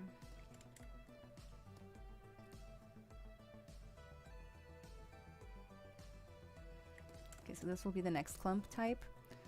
Duplicate that and then start placing it around.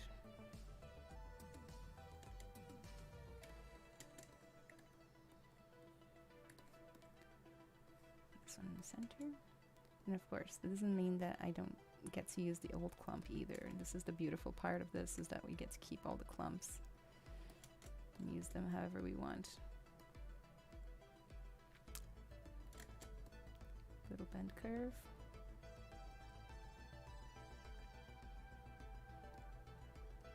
That might not work. I'll have to kind of yank. Also gonna make this a little fuller so that I can just mirror it to the other side without having to add another one. And I'm just gonna make this whole thing take up a little bit more space because I don't want to add too many furs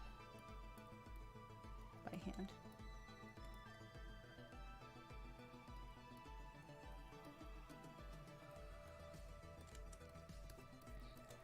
Now let's do another layer.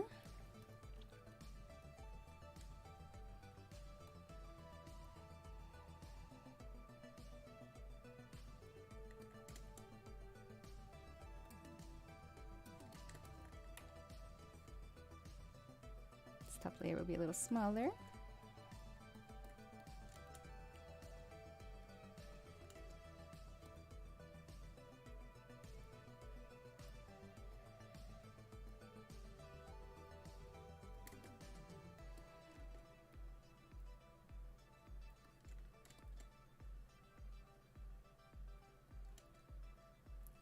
A little bit of bend curve to kind of, oops, looks like I messed up the placement of the gizmo. So I'm going to open up the gizmo options here, or the thing that lets me change it up, and I'm going to try to match it up with the angle of the hair. Let's see if that's any better.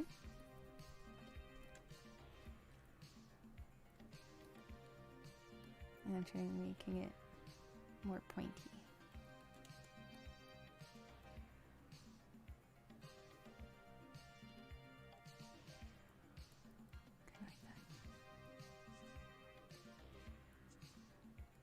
Accept, copy and paste, control drag.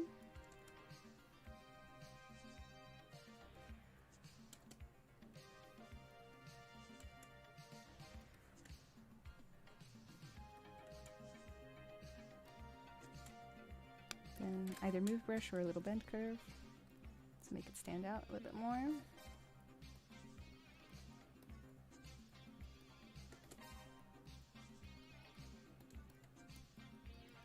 The more space I make these take up, the better it will be.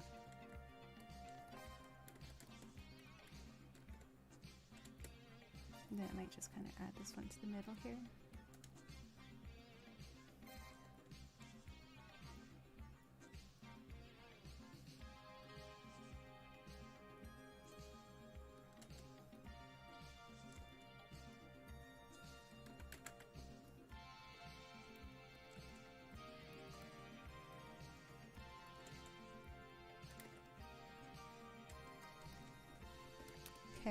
Okay, let's fluff it up. Let's fluff it all up. It's looking a little straight.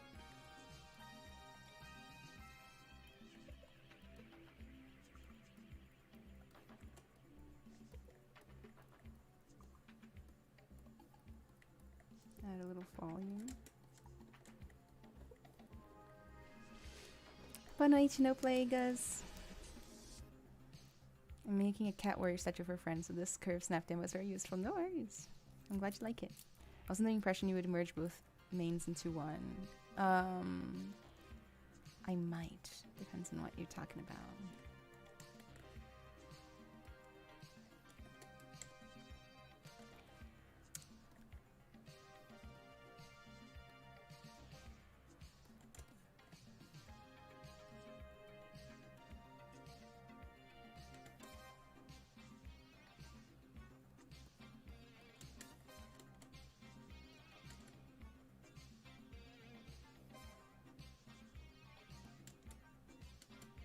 Nice big one over here so that we can kind of cover over some of the top here.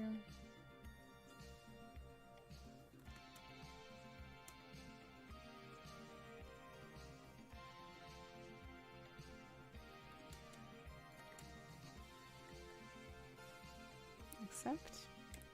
A little bit of a move brush.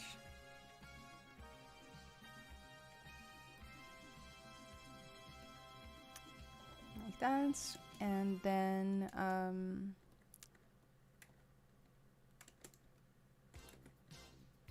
feel like we need just a little bit more. Actually, never mind. So now we just need a little bit on the front of the hair, forehead hair.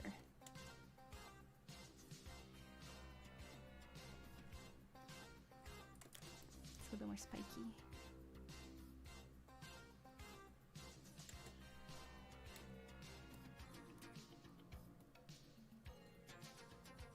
Oh my gosh, what is happening here? The hair just turned into a cone. That's new for me.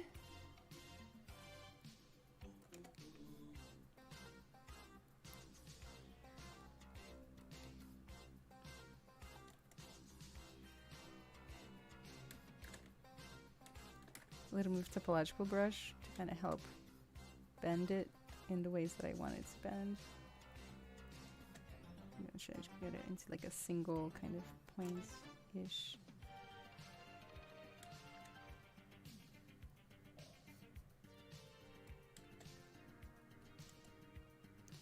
Kind of get the beginnings to form more of a V shape here. Move the whole thing down a little with just a move brush.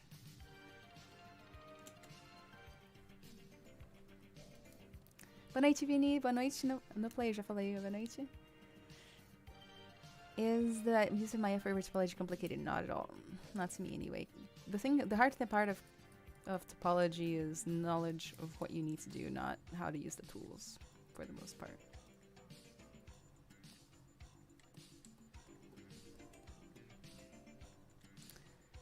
Now we need to put hair down his back.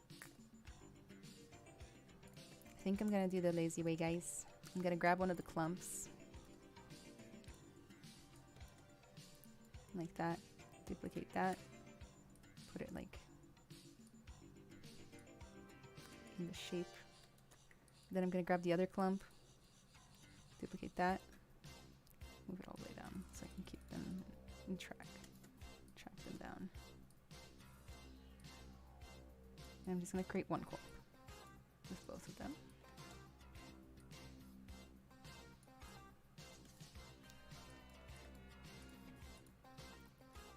And curve. So it's not as curved. Accept. Try to find this thing. And then move it all the way down because we're going to merge these two. Merge down. Save, just in case. Grab the move topological, like let's just kind of jazz it up a little bit so they look a little bit better.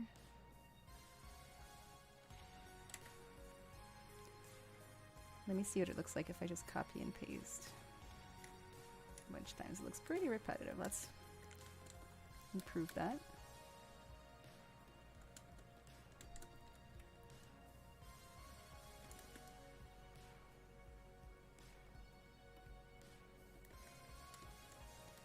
I'm gonna give the whole thing kind of a V shape so that it slots together a little bit better.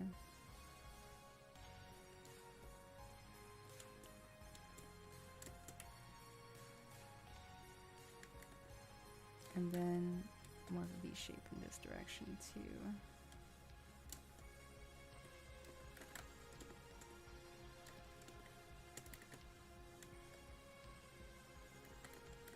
Just gonna cut off this bit.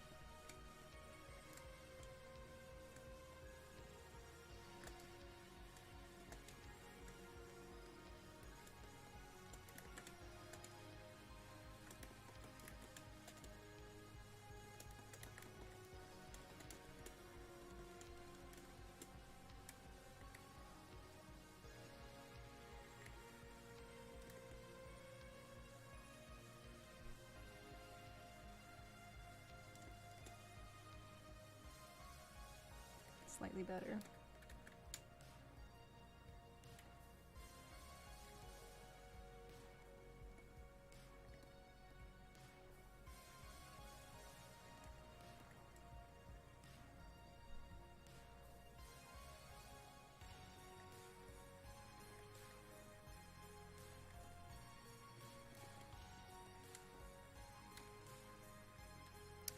Gonna give it a little smooth. Oop, should probably take off that.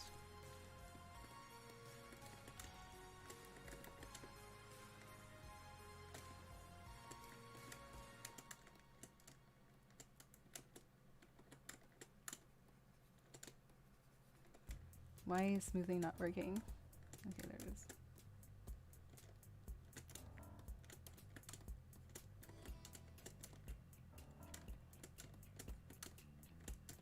For some reason it doesn't show if it's been masked or not.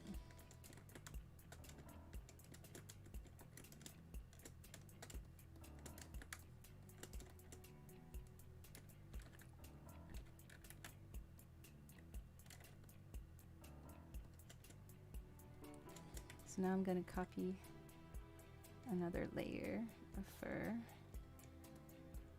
Make sure that it's not going through each other. Both of these need to get angled out a little. Like that. Okay, it looks a little bit less repetitive now. From this side, actually, it still looks pretty repetitive. Let's fix that a little.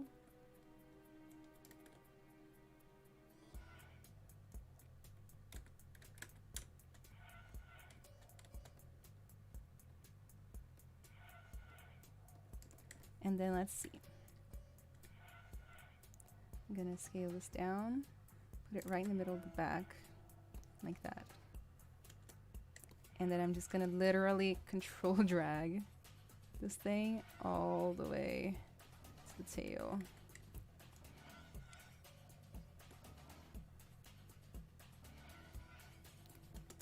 Then, of course, I'll give it a little bit of love and a little bit to make it all less repetitive looking. But let's go ahead and bend curve and just kind of move that towards where the tail is. Let's see what he looks supposed to look like.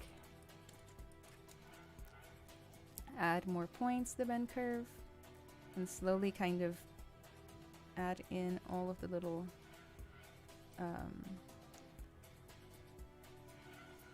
little parts of his anatomy on there.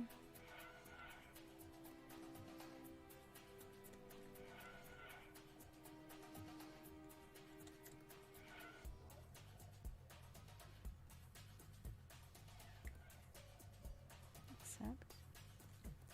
Then I'm going to do a little taper. Make this bottom part a little smaller. I'm gonna have to bend curve again. Yet again.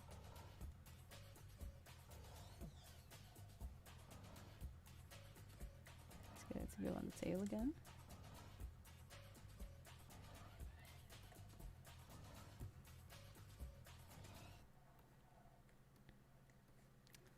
Then I think I'm going to just kind of grab the move brush in general, turn on symmetry, and just kind of start pushing in some of these bits where they connect to the body.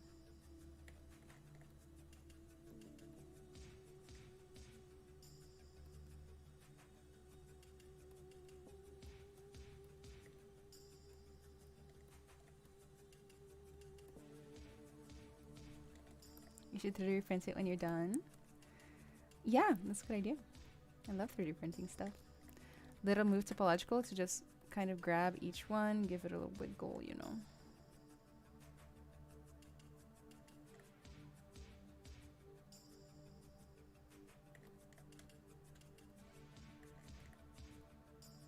Make them look less repetitive, ever so slightly. You can also use the spiral brush, which I think will be the best bet here to save some time and get it to look a little bit different. So like, it'll just kind of spiral everything, you know? Like this. Give them a little chaos. It'll also make it look a little bit more like fire.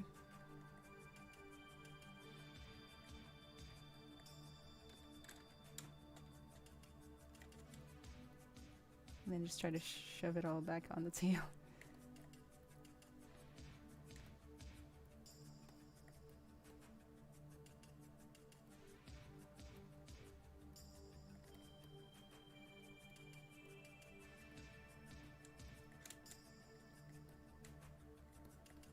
That was a big trust the process moment for me. I was not trusting the process myself.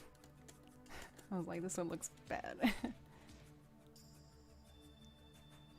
And then I'm gonna have to make the mane look bigger to like stand out from this stuff.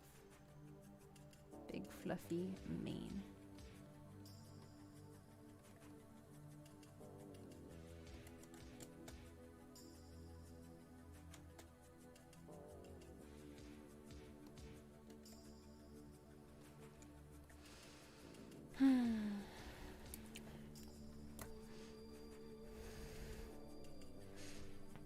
Eu pelo menos tenho que ver o vídeo de Power World só por causa dessa live. Obrigada.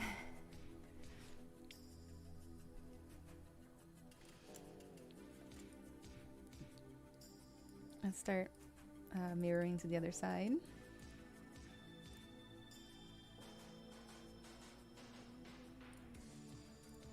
I always make it on the wrong side, I swear to God.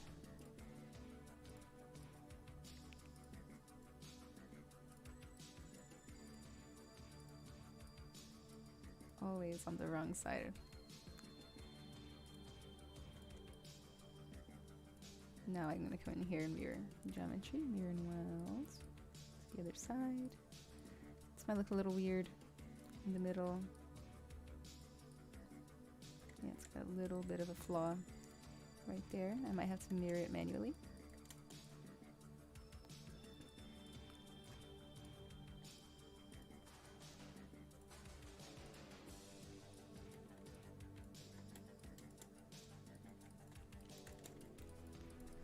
Hello, do you know how many polygons are being used now for AAA characters? Yeah, like a lot. Like 100,000 or more.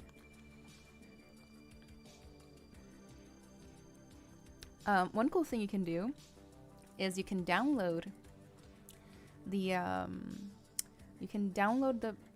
objects nowadays. Like there's always somebody on the internet that has the ripped versions, and you can just look. I don't want to give you bad information, you know. So I would rather just say like, hey, the best way to do is to go find somebody who has found the models and see how many polygons are actually in there.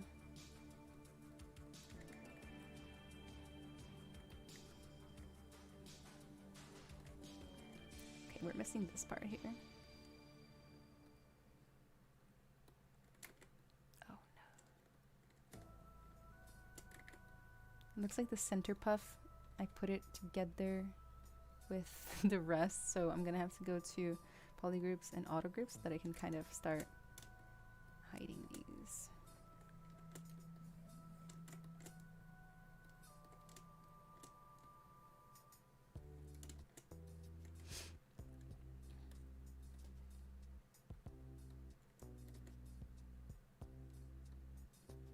I guess I'll just split first.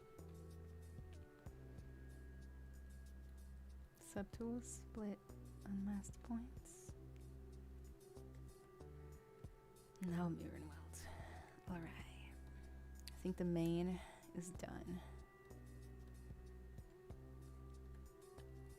I'll merge it all into one subtool in a bit so that I can just divide it all up together.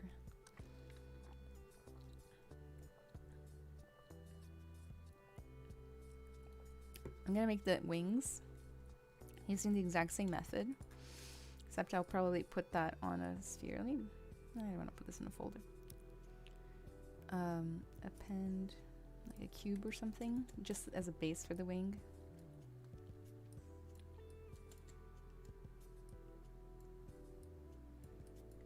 Then I will use my curve to snap, and looking at the wings, looks like it's 3 curves right here as the black part.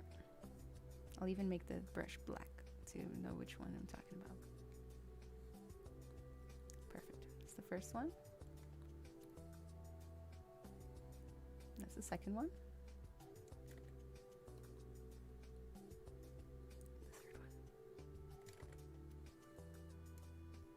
Perfection. Grab this, split, unmasked points. So now that bit of the wing is done. Let's make this even bigger. Now we can come in here and make the blue part of the wing.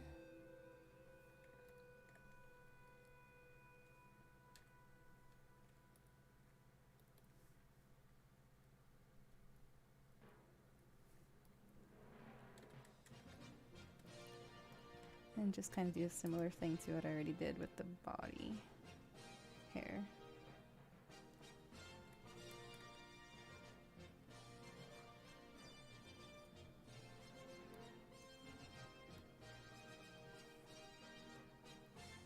What is this music?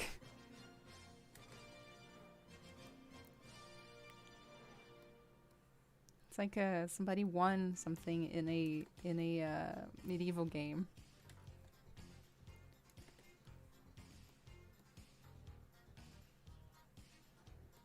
Really glad you guys like this music because it's kind of funny.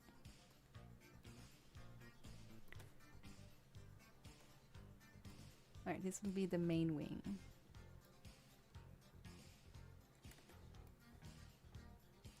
But what I'm going to do different is I'm going to split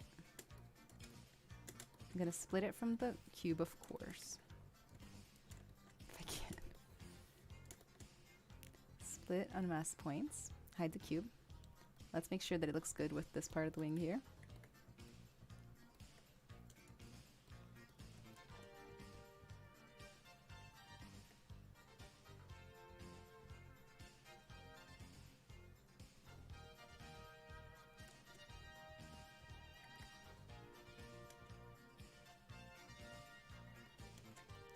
Then I'll just kind of grab the bottom, the top part of the wing here. Just kind of force it into position a little bit better.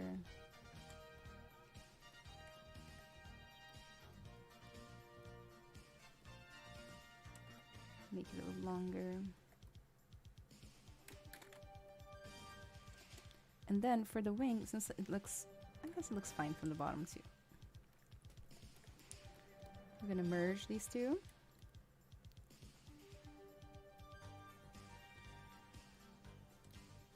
Let's paint first. So same colors, C to grab, color fill object. Then we're gonna grab that middle blue color and kind of paint them with the paintbrush. BPA. Grab one at a time kind of thing. Paint them at different finish levels, you know, so that it looks more crazy.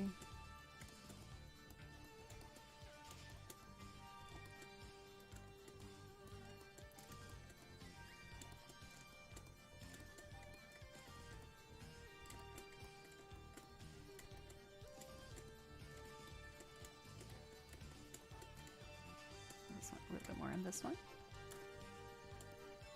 I'm just Control Shift clicking each one, you know, to kind of separate it.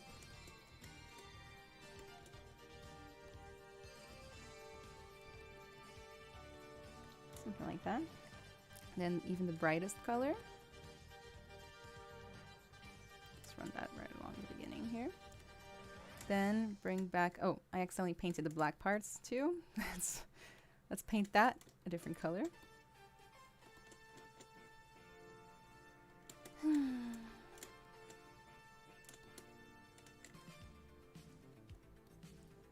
Just make sure it looks good from the bottom.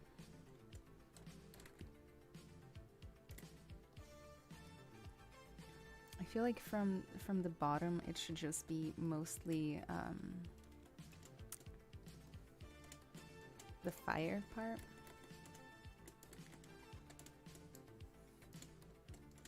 So I'm just gonna grab this stuff here and make it skinnier.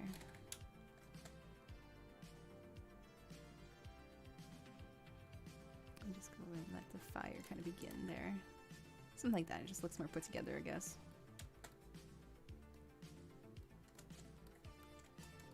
Then we have a wing that's rotated.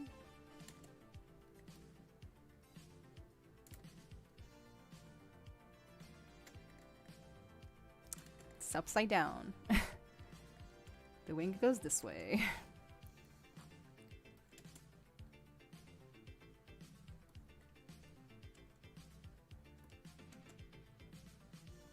Try to pose it in a way that makes it look nice. Let's throw a little bend curve on there as well.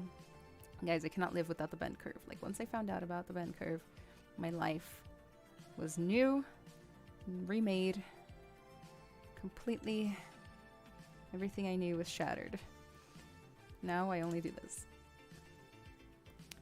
3D printing the floating wing might be a little hard, but I'll probably just use like a clear thing that connects them, you know?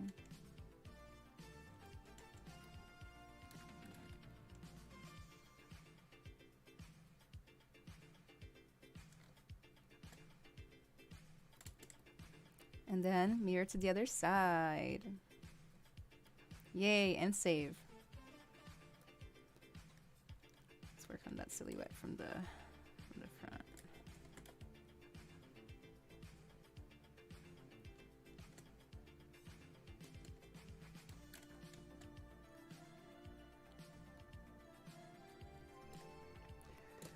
I've officially been doing this for 2 hours. I have no more, like, I've lost all my streaming power. I say as if I hadn't already lost that in 2019.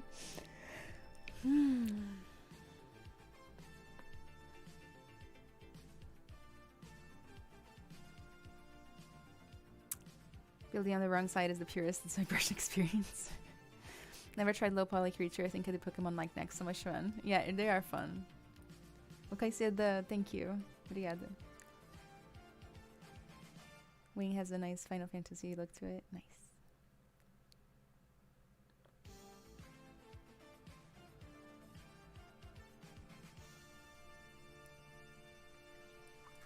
Alright, let's merge all the hair now. Delete the cube. We don't need the cube anymore. Delete all the hair that isn't visible so that we don't accidentally add it in. Check. And then merge down, merge down, merge down, merge down, merge down. I'm gonna keep the mane and the spine hairs separate. And then the last bit of hair we need to do is the tail tip. But first let's divide up and see if it looks any good divided. Can you imagine how sad I would be? How absolutely destroyed I would be if it looked bad when divided?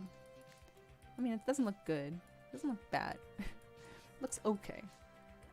Maybe I can do something with it, like, maybe like throw on like some really hardcore clay polish or something. Let's see what that does.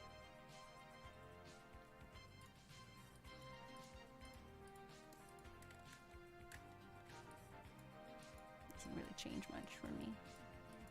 I'll throw a little trim dynamic there at the end.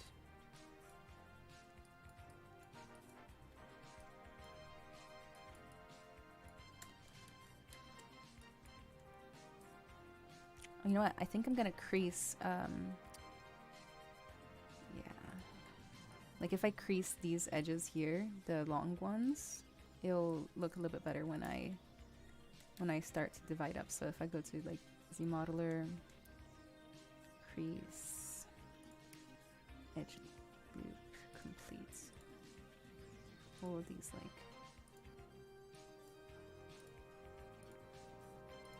I mean, I'll have to click everywhere, but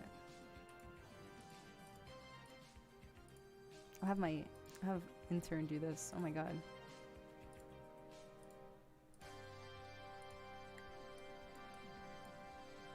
But then when I divide up, it'll maintain some of that form. That's way better, isn't it?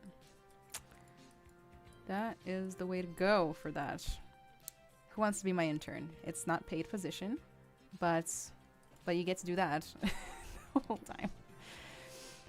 So the lesson stays. Test before you duplicate it everywhere.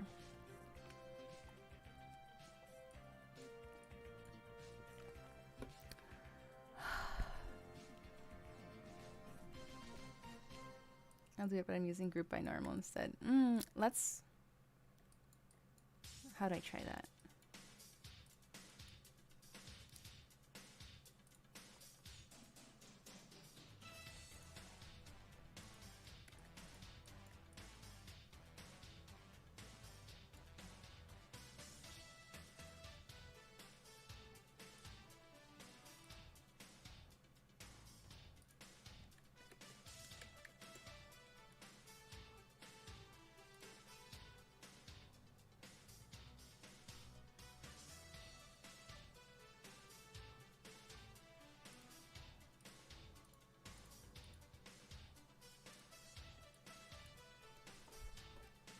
Hi, Alex. I guess that the angle's real low, not getting to work. I'm glad you like my English. Let's try. Polygroups. Binormals. That looks kind of cool. Goes well with the, Oh my god, you're so brilliant. Oh my god. What the hell, man? I had never done that before.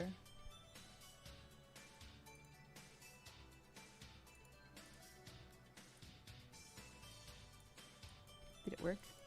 No, not quite. The crease border didn't quite follow through.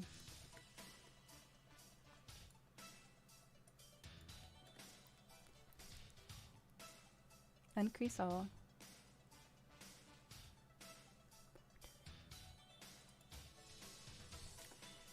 Tolerance.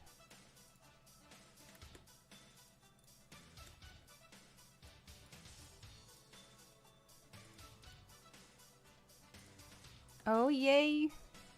Okay, so thank you so much, Trim Dynamic, for that help. So we set the polygroups by normals to a low angle. Then I had to also set the tolerance on the crease low.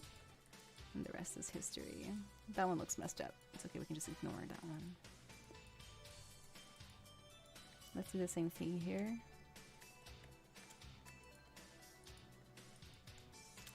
Delete the higher subdivision. Polygroups by normal.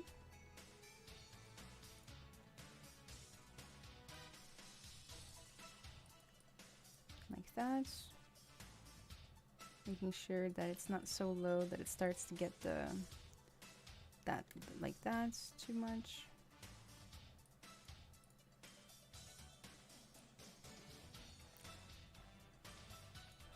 Then geometry, crease tolerance to like 24. Crease. Actually, I'm not even sure we need the polygroups anymore, considering the crease tolerance.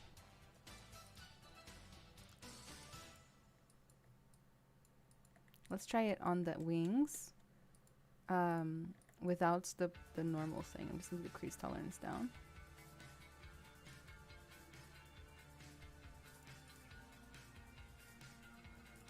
That works. It's even easier. Crease tolerance. Turn that down.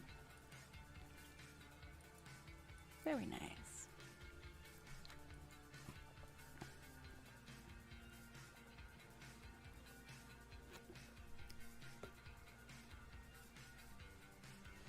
We got lucky this time. I have a feeling it's not like this every time, that's for sure. So I need to do the poofy hair on the bottom of the tail, but I don't want to do that right now. So let's distract ourselves by painting on some stripes. I'm gonna paint on some stripes using poor guy, looks so naked, by using masking, because there's a very specific technique that I want to do. First, before I do that, let's re-update the screenshot.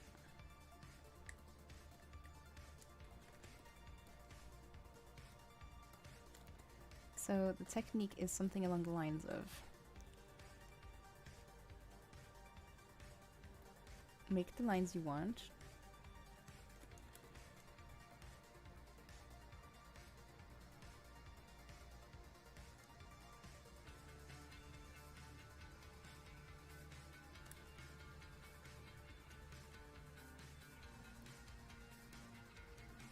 Mess it up a few times.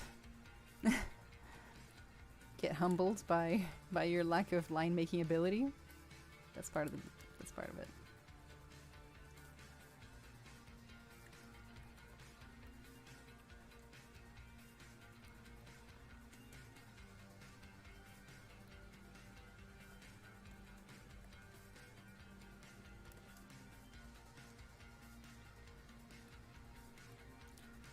Does he have any lines on his face? I don't think so. And then what we do is I'm going to paint it a darker color first.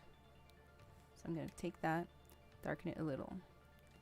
Or make it lighter, it doesn't really matter. Fill the object. Then I'm going to go to masking and I'm going to shrink mask a bunch of times so that the mask becomes smaller.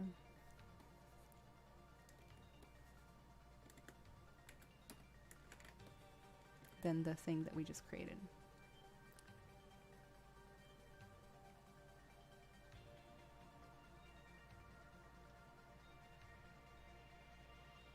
Sometimes you have to shrimp and sharpen. Something like that. Now I'm gonna blur. Grab the color I want to paint, which is like a weird muted purple.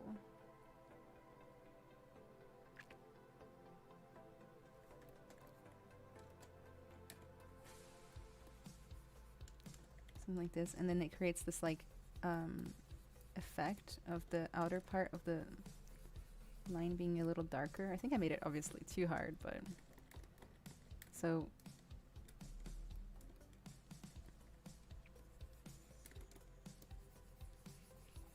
you can fix that.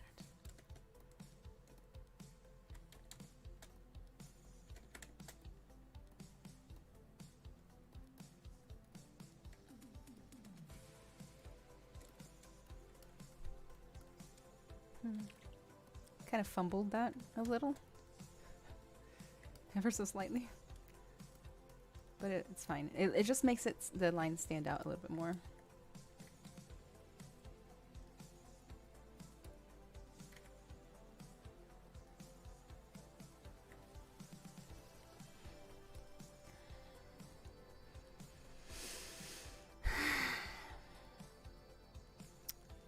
I don't do NFTs, especially not nowadays. I mean, I've never done them, but it's just become a worse prospect.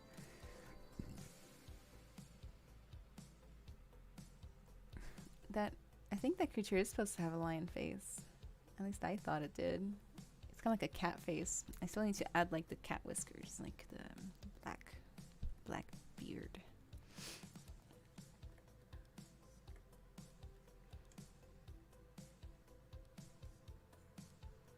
Go ahead and append in some more fluff. I guess it's unpainted fluff.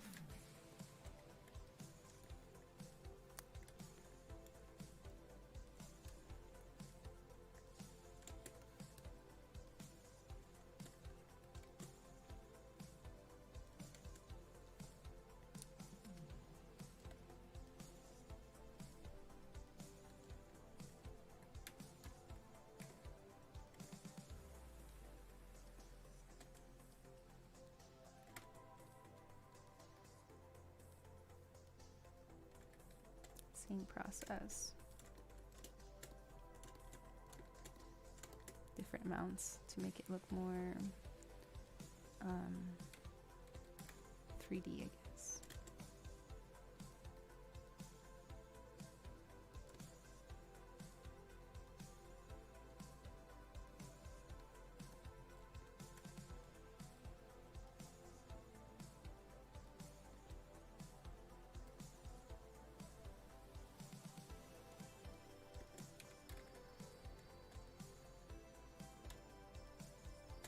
This is where bend curve might come in handy again.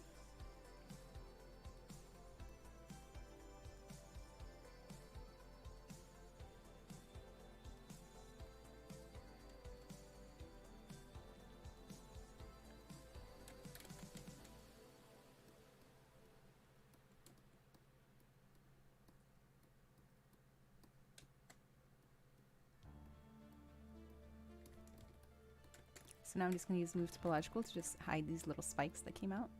Goodbye. Alright, we're just going to pretend you never happened. And then we'll never talk about it again.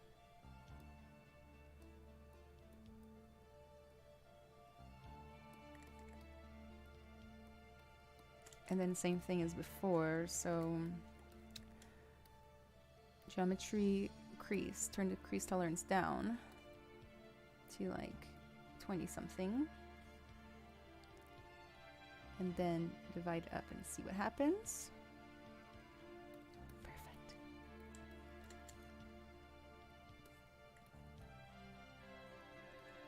Just clean up that transition a little bit.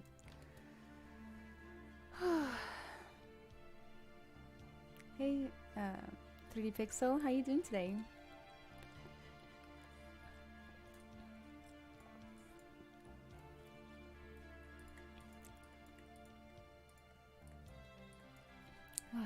Tired.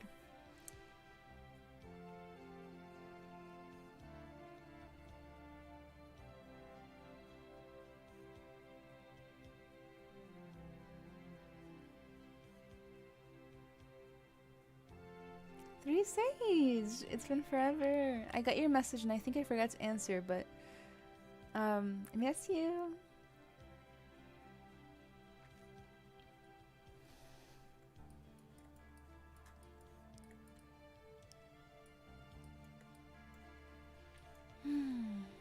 Yeah, I'm tired, guys. Like, I really wanted to finish this today. Now I'm not so sure. Like, there's only like 3 more things to do, though. Decisions. Why must I be like this? Let's create a folder called tail. That sounds restful enough. New folder. Tail. And then the tail will be under the tail. This poofy thing will be under tail. And then this top thing here, we're gonna have to split off where the tail is. So how are we gonna do that? I guess the first part is easy. I'm just gonna go like that. And then these middle ones here, I'll just make sure they're cleaned up. Oh shoot, they're polygroups.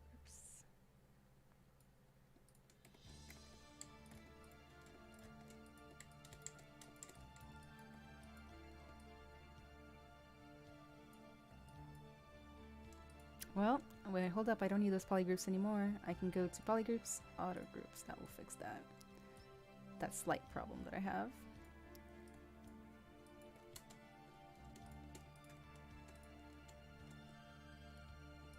I have a better idea. I'm just gonna hide all the ones I don't want on the tail group. So. And then mask. Sometimes you gotta do something a few times and realize there's a better way. So I'm gonna grab.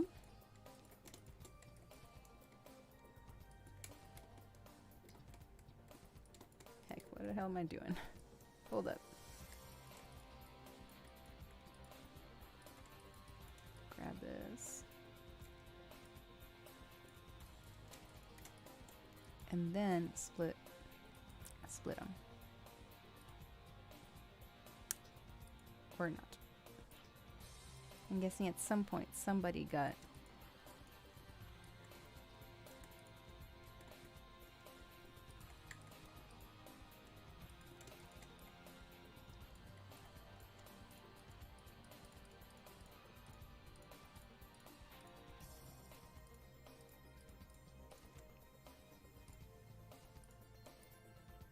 let me split. All right, you know what? Duplicate this mesh. I'm gonna keep one part. I'm gonna basically do my own like manual split. So the leads mask point, the leads hidden.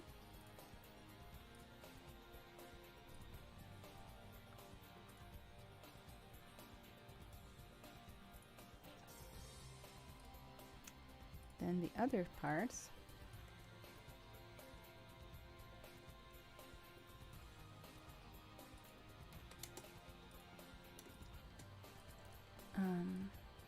I think there's a way to show and hide the masked stuff. There it is. Geometry, delete hidden. So now the tail will get its own little folder because I'm going to use it to pose the tail with the curve. So now the tail, let's go ahead and just get it matching up to the rest. So I'm going to divide this up a few times. Let's add some stripes. Alex, lions have broader faces than we think. If you want more accurate representation, get a lion skull and work from it. So it will provide a more structural detail than a photo. I mean, yeah, definitely. No, like, skulls are expensive. I've been to like a bunch of fairs that had skulls, you know. It's not easy. There's definitely no skull budget in my house.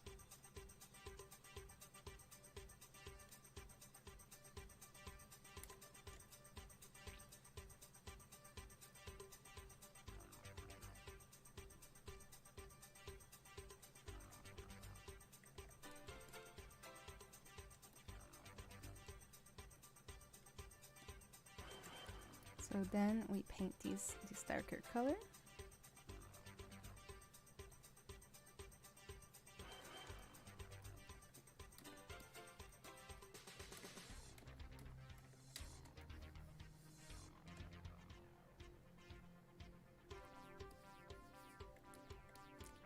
Then we shrink the mask.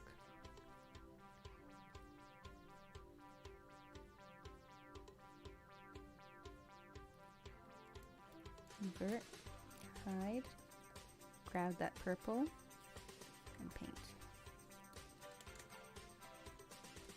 Actually, that looks a little too blurry.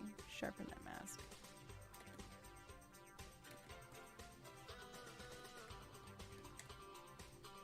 Now, I'm gonna merge everything. Quick save first because I might regret this.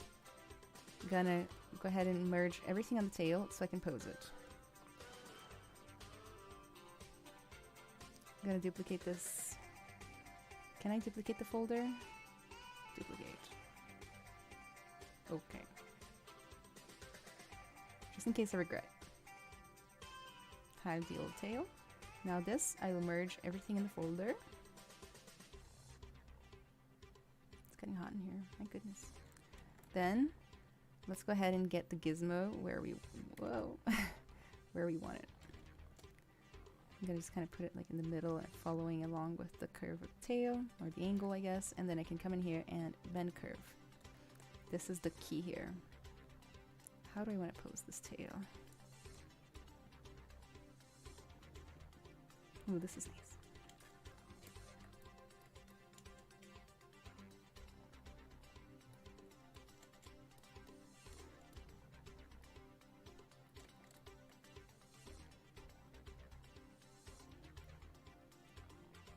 And then add more points. The best part of the bend curve is that you can add more points at any time.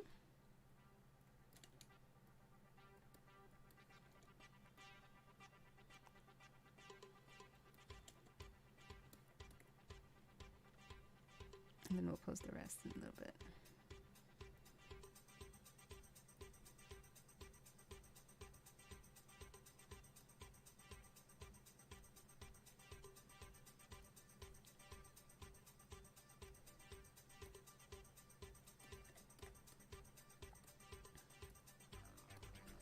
This is why I kept the tail separate, by the way.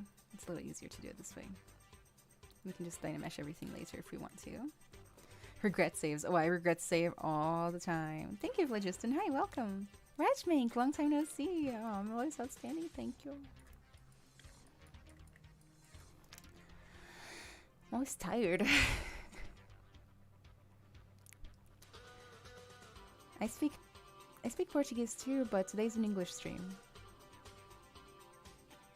I don't think you'll pose well in Transpose Master without combining. No, actually, Transpose Master automatically combines it for you, and then it spreads it back around. That's why what's so good about Transpose Master. So good to see you on. I'm using a Wacom Intuos tablet.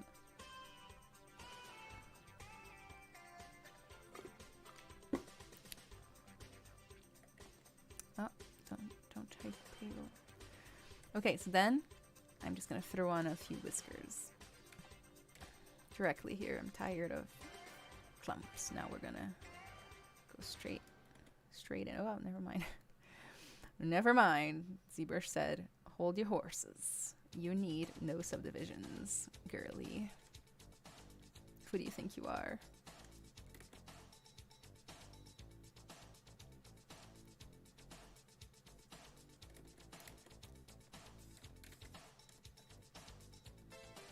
Give him a cute little double chin first.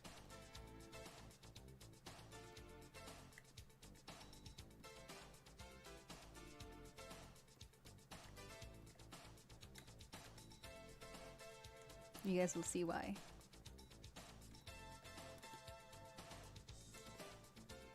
So that it kind of like lays on there.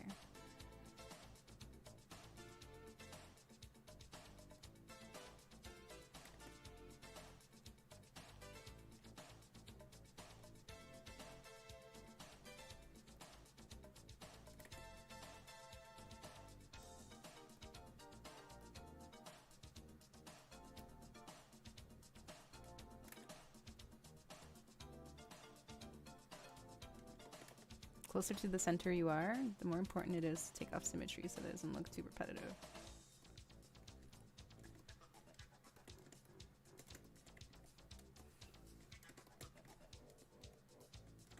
Oh my goodness. Today the masking situation is real difficult on my computer with me. Split unmasked points, delete the extra double chin one. And then that'll just leave us with a little bit of... Okay. And then just stick it in the face.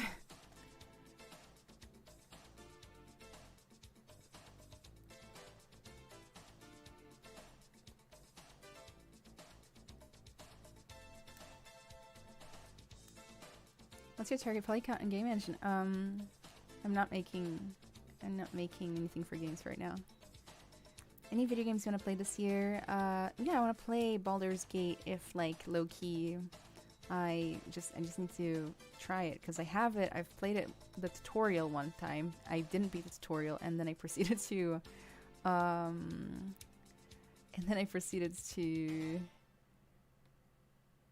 stop playing it.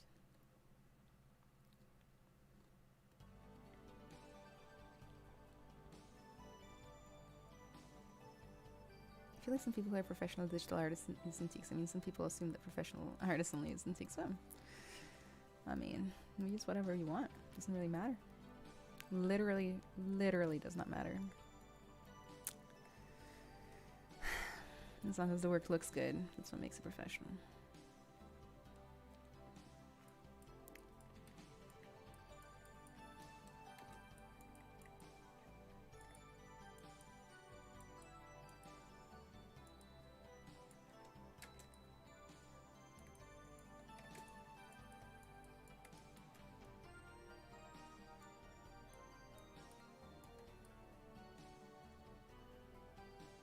I think I'm gonna close his mouth. What do you guys think? Like towards the end, like maybe close the mouth more.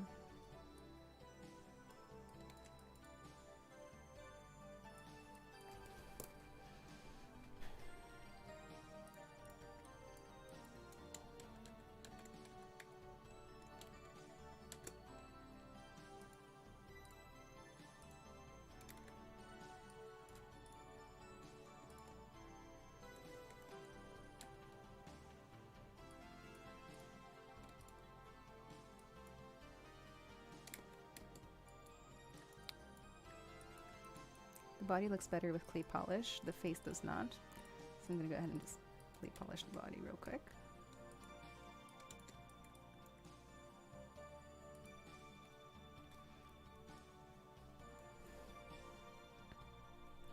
Guys, the tablet you use Doesn't matter at all. It's like saying that if you need a Ferrari to be a good driver. Like, no, you can be a good driver driving anything.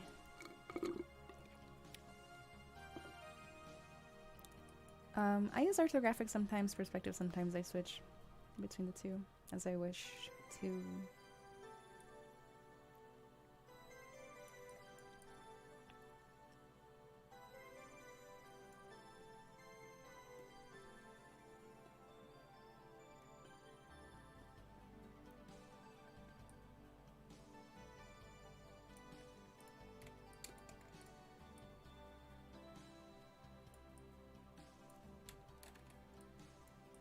Let's finish up the horns.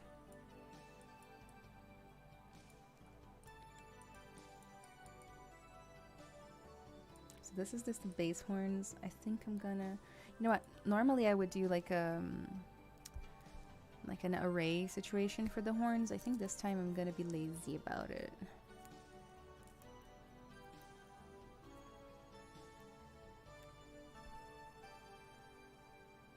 Yes. Lazy sounds good.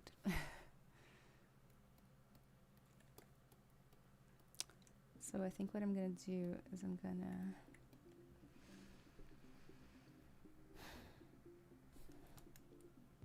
let me see my options here.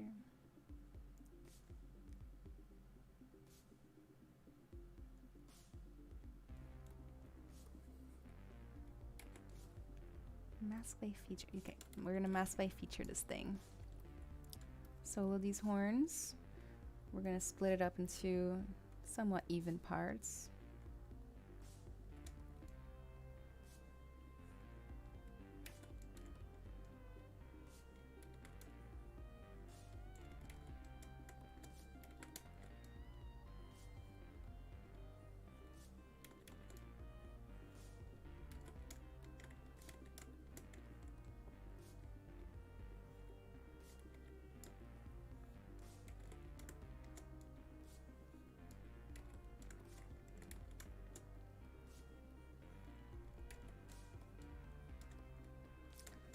So then mask by features,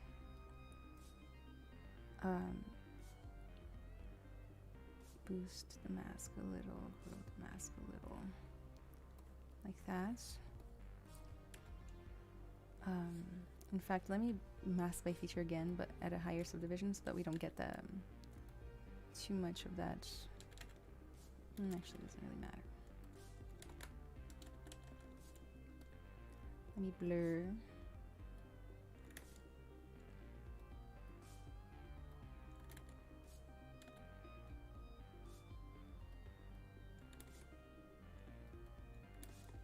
Just really struggling to shrink the mask. I always find it doesn't quite work the way I want to.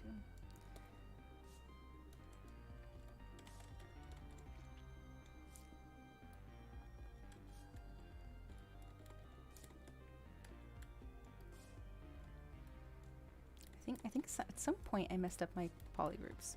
Let's undo until they get straight again. When did that happen?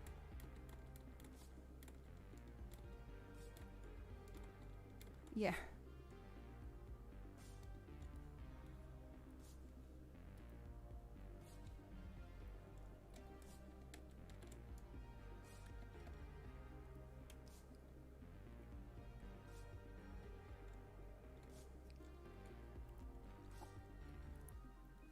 Quick save here because the mask looks what do you call it? Like it might break again.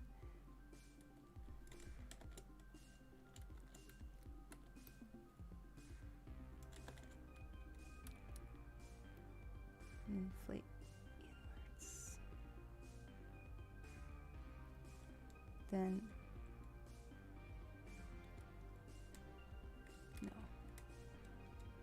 gonna grow the mask first.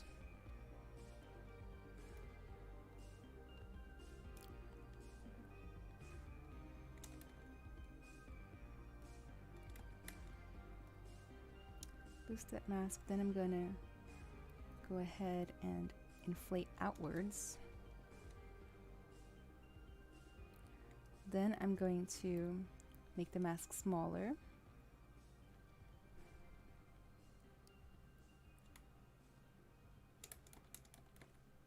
Shrink that mask, sharpen that mask. My goodness.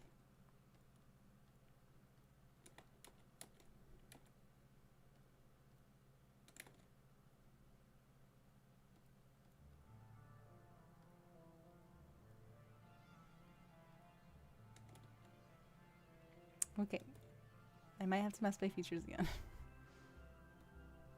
Yeah, I don't know why the mask keeps getting messed up.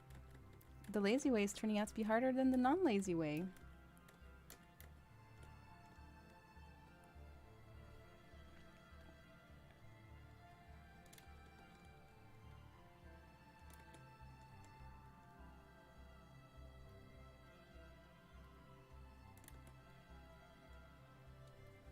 Okay. The gods of ZBrush have spoken. It's time to do it the other way.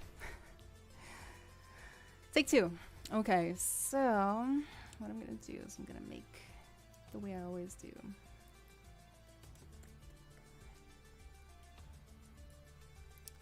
So I'm going to kind of make a segment, a single segment of the horn.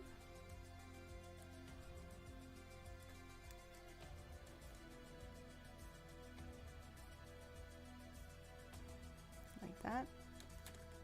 Divide it up a little.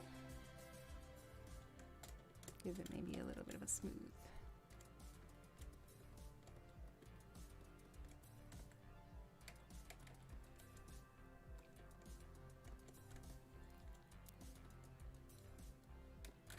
Looks like I smoothed one side a little too much.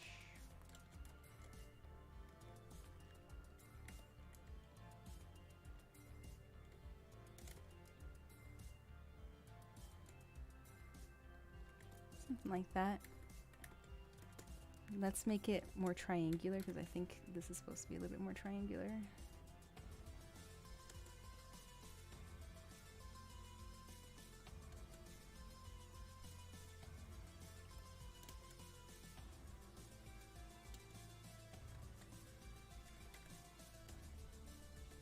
Baldur's Gate is amazing. You should give it another try. Saliva is feeling strong with those wings. Oh, thank you. I feel like I use references all the time. I don't know why people wouldn't use it, especially if it improves the results.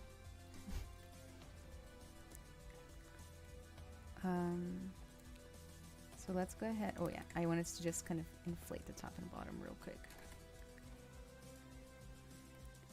Mask pen.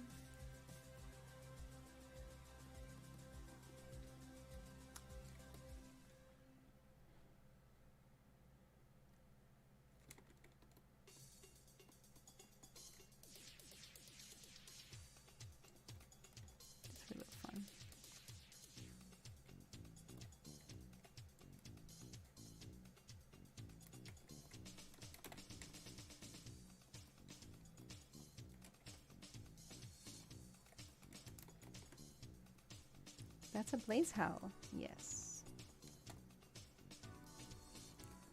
I'm gonna be honest with you guys. I'm really bad at Pal World. I like don't get the premise for me is just to build a little base, you know, which is probably you gotta play how you gotta play, right? Do what you wanna do. 1, 2, 3, 4, 5, 6, 7.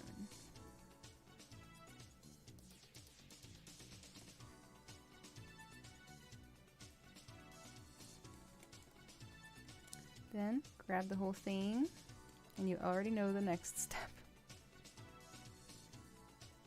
We're gonna taper this thing.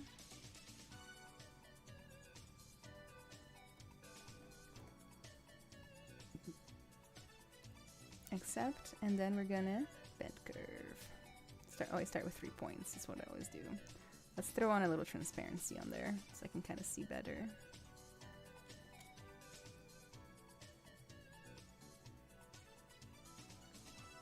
Add 2 more points.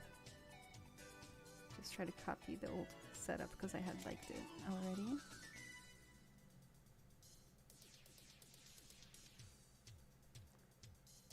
Throw on a little bit more points.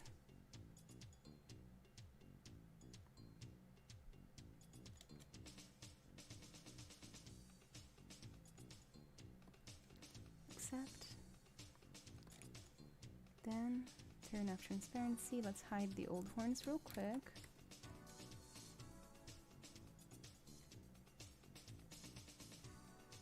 Let's inflate.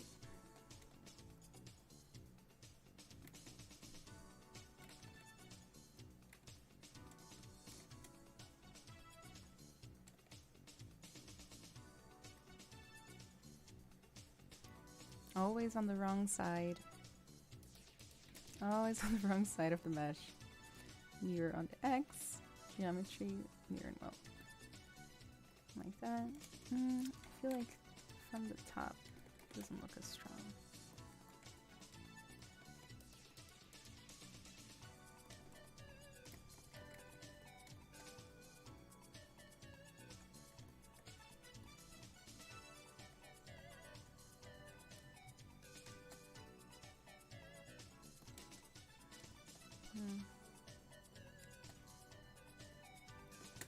It's a little deformed.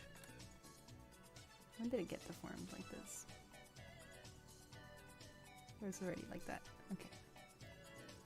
We'll move topological to fix everything.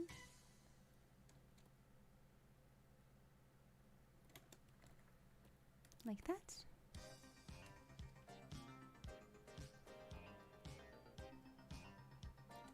Let's paint these as well with that purplish gray.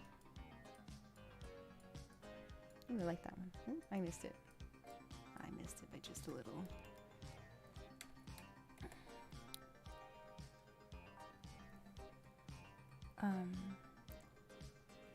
Then I'm gonna mask my cavity. I don't think it'll work since they're together. Mask by AO. Let's see if that'll work. It just takes forever.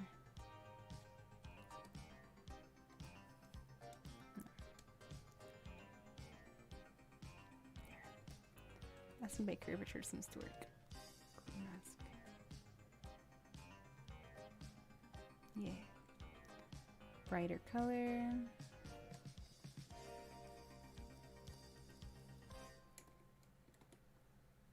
Much brighter. Invert the mask.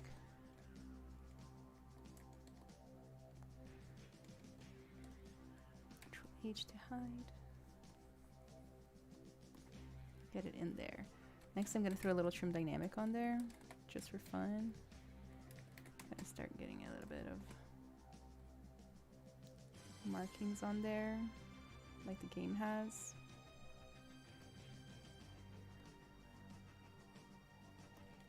Then a little bit of really hard clay polish with a really hard sharpness.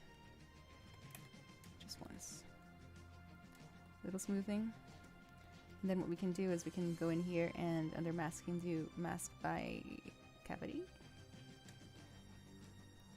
No, mask by smoothness. Actually, it was already masked, wasn't it? Just remembered that when you do clay polish, it already pre-masks everything.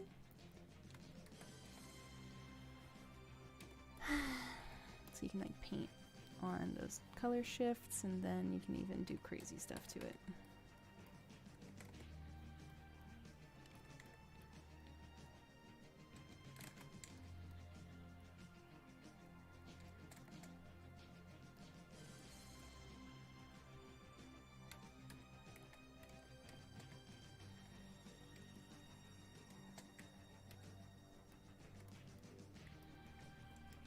I'm glad you like it, Dreamfire. Trim Dynamic approves. Setting possibility to save this model image in PNG. Yeah, you can just screenshot the video too if you want.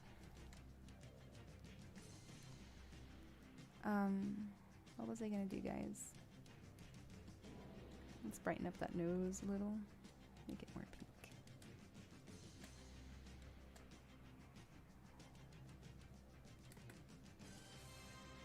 I'm gonna make the lips around the mouth more darker.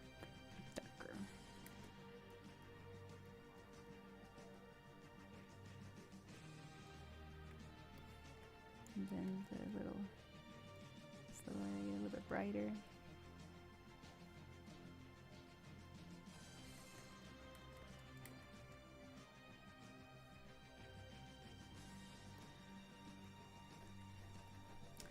I was thinking about closing the mouth, so let's use what's it called? Transpose Master for that. T-pose mesh. There we go. Look at him on all his gray glory. Mask just the bottom drop. Make sure to get all the teeth, the tongue, and all that good stuff. Just kind of get the whole thing. It's easier that way. And then the jaw.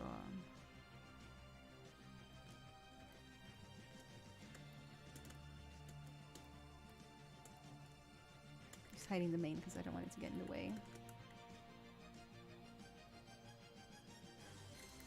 This stuff too.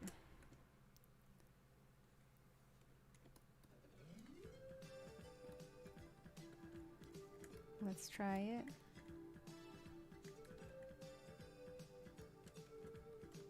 I probably should fix that.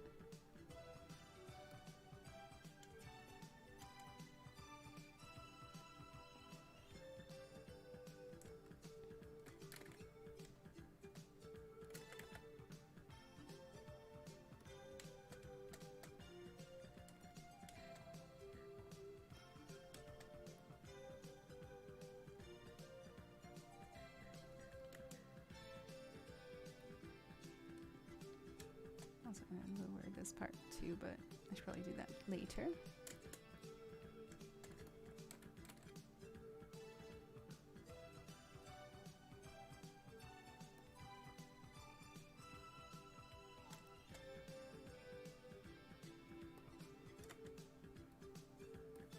We'll see how that looks. Z plugin, T-pose sub T. Oh no. Why? Oh, the teeth had something hidden in there. Well, that's awkward. Let's see, things you do come back to bite.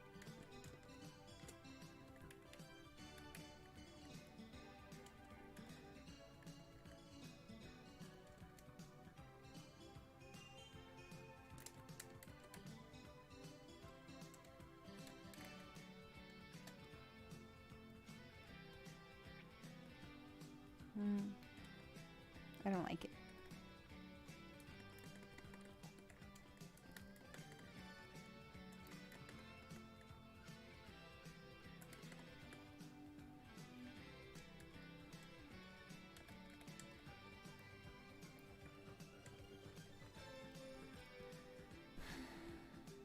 No, just this model, like any model. Is there an option available in ZBrush? Like for you to download? Because you can just save any model here and save as for the tool.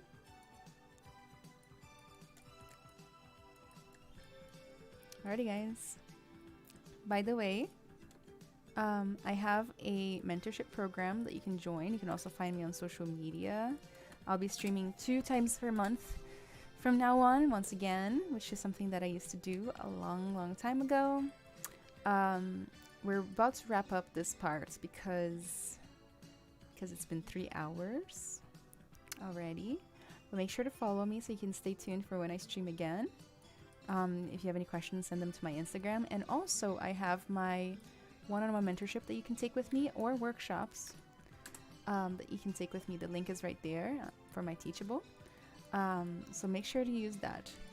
I will see you all in the next stream in 2 weeks. And I hope you all have a great rest of your night. Have a great week. Good luck, everybody, with everything. Bye-bye. Bye-bye. Bye-bye. Bye. Good night. Good night, everybody. I'll see you all later, alligators.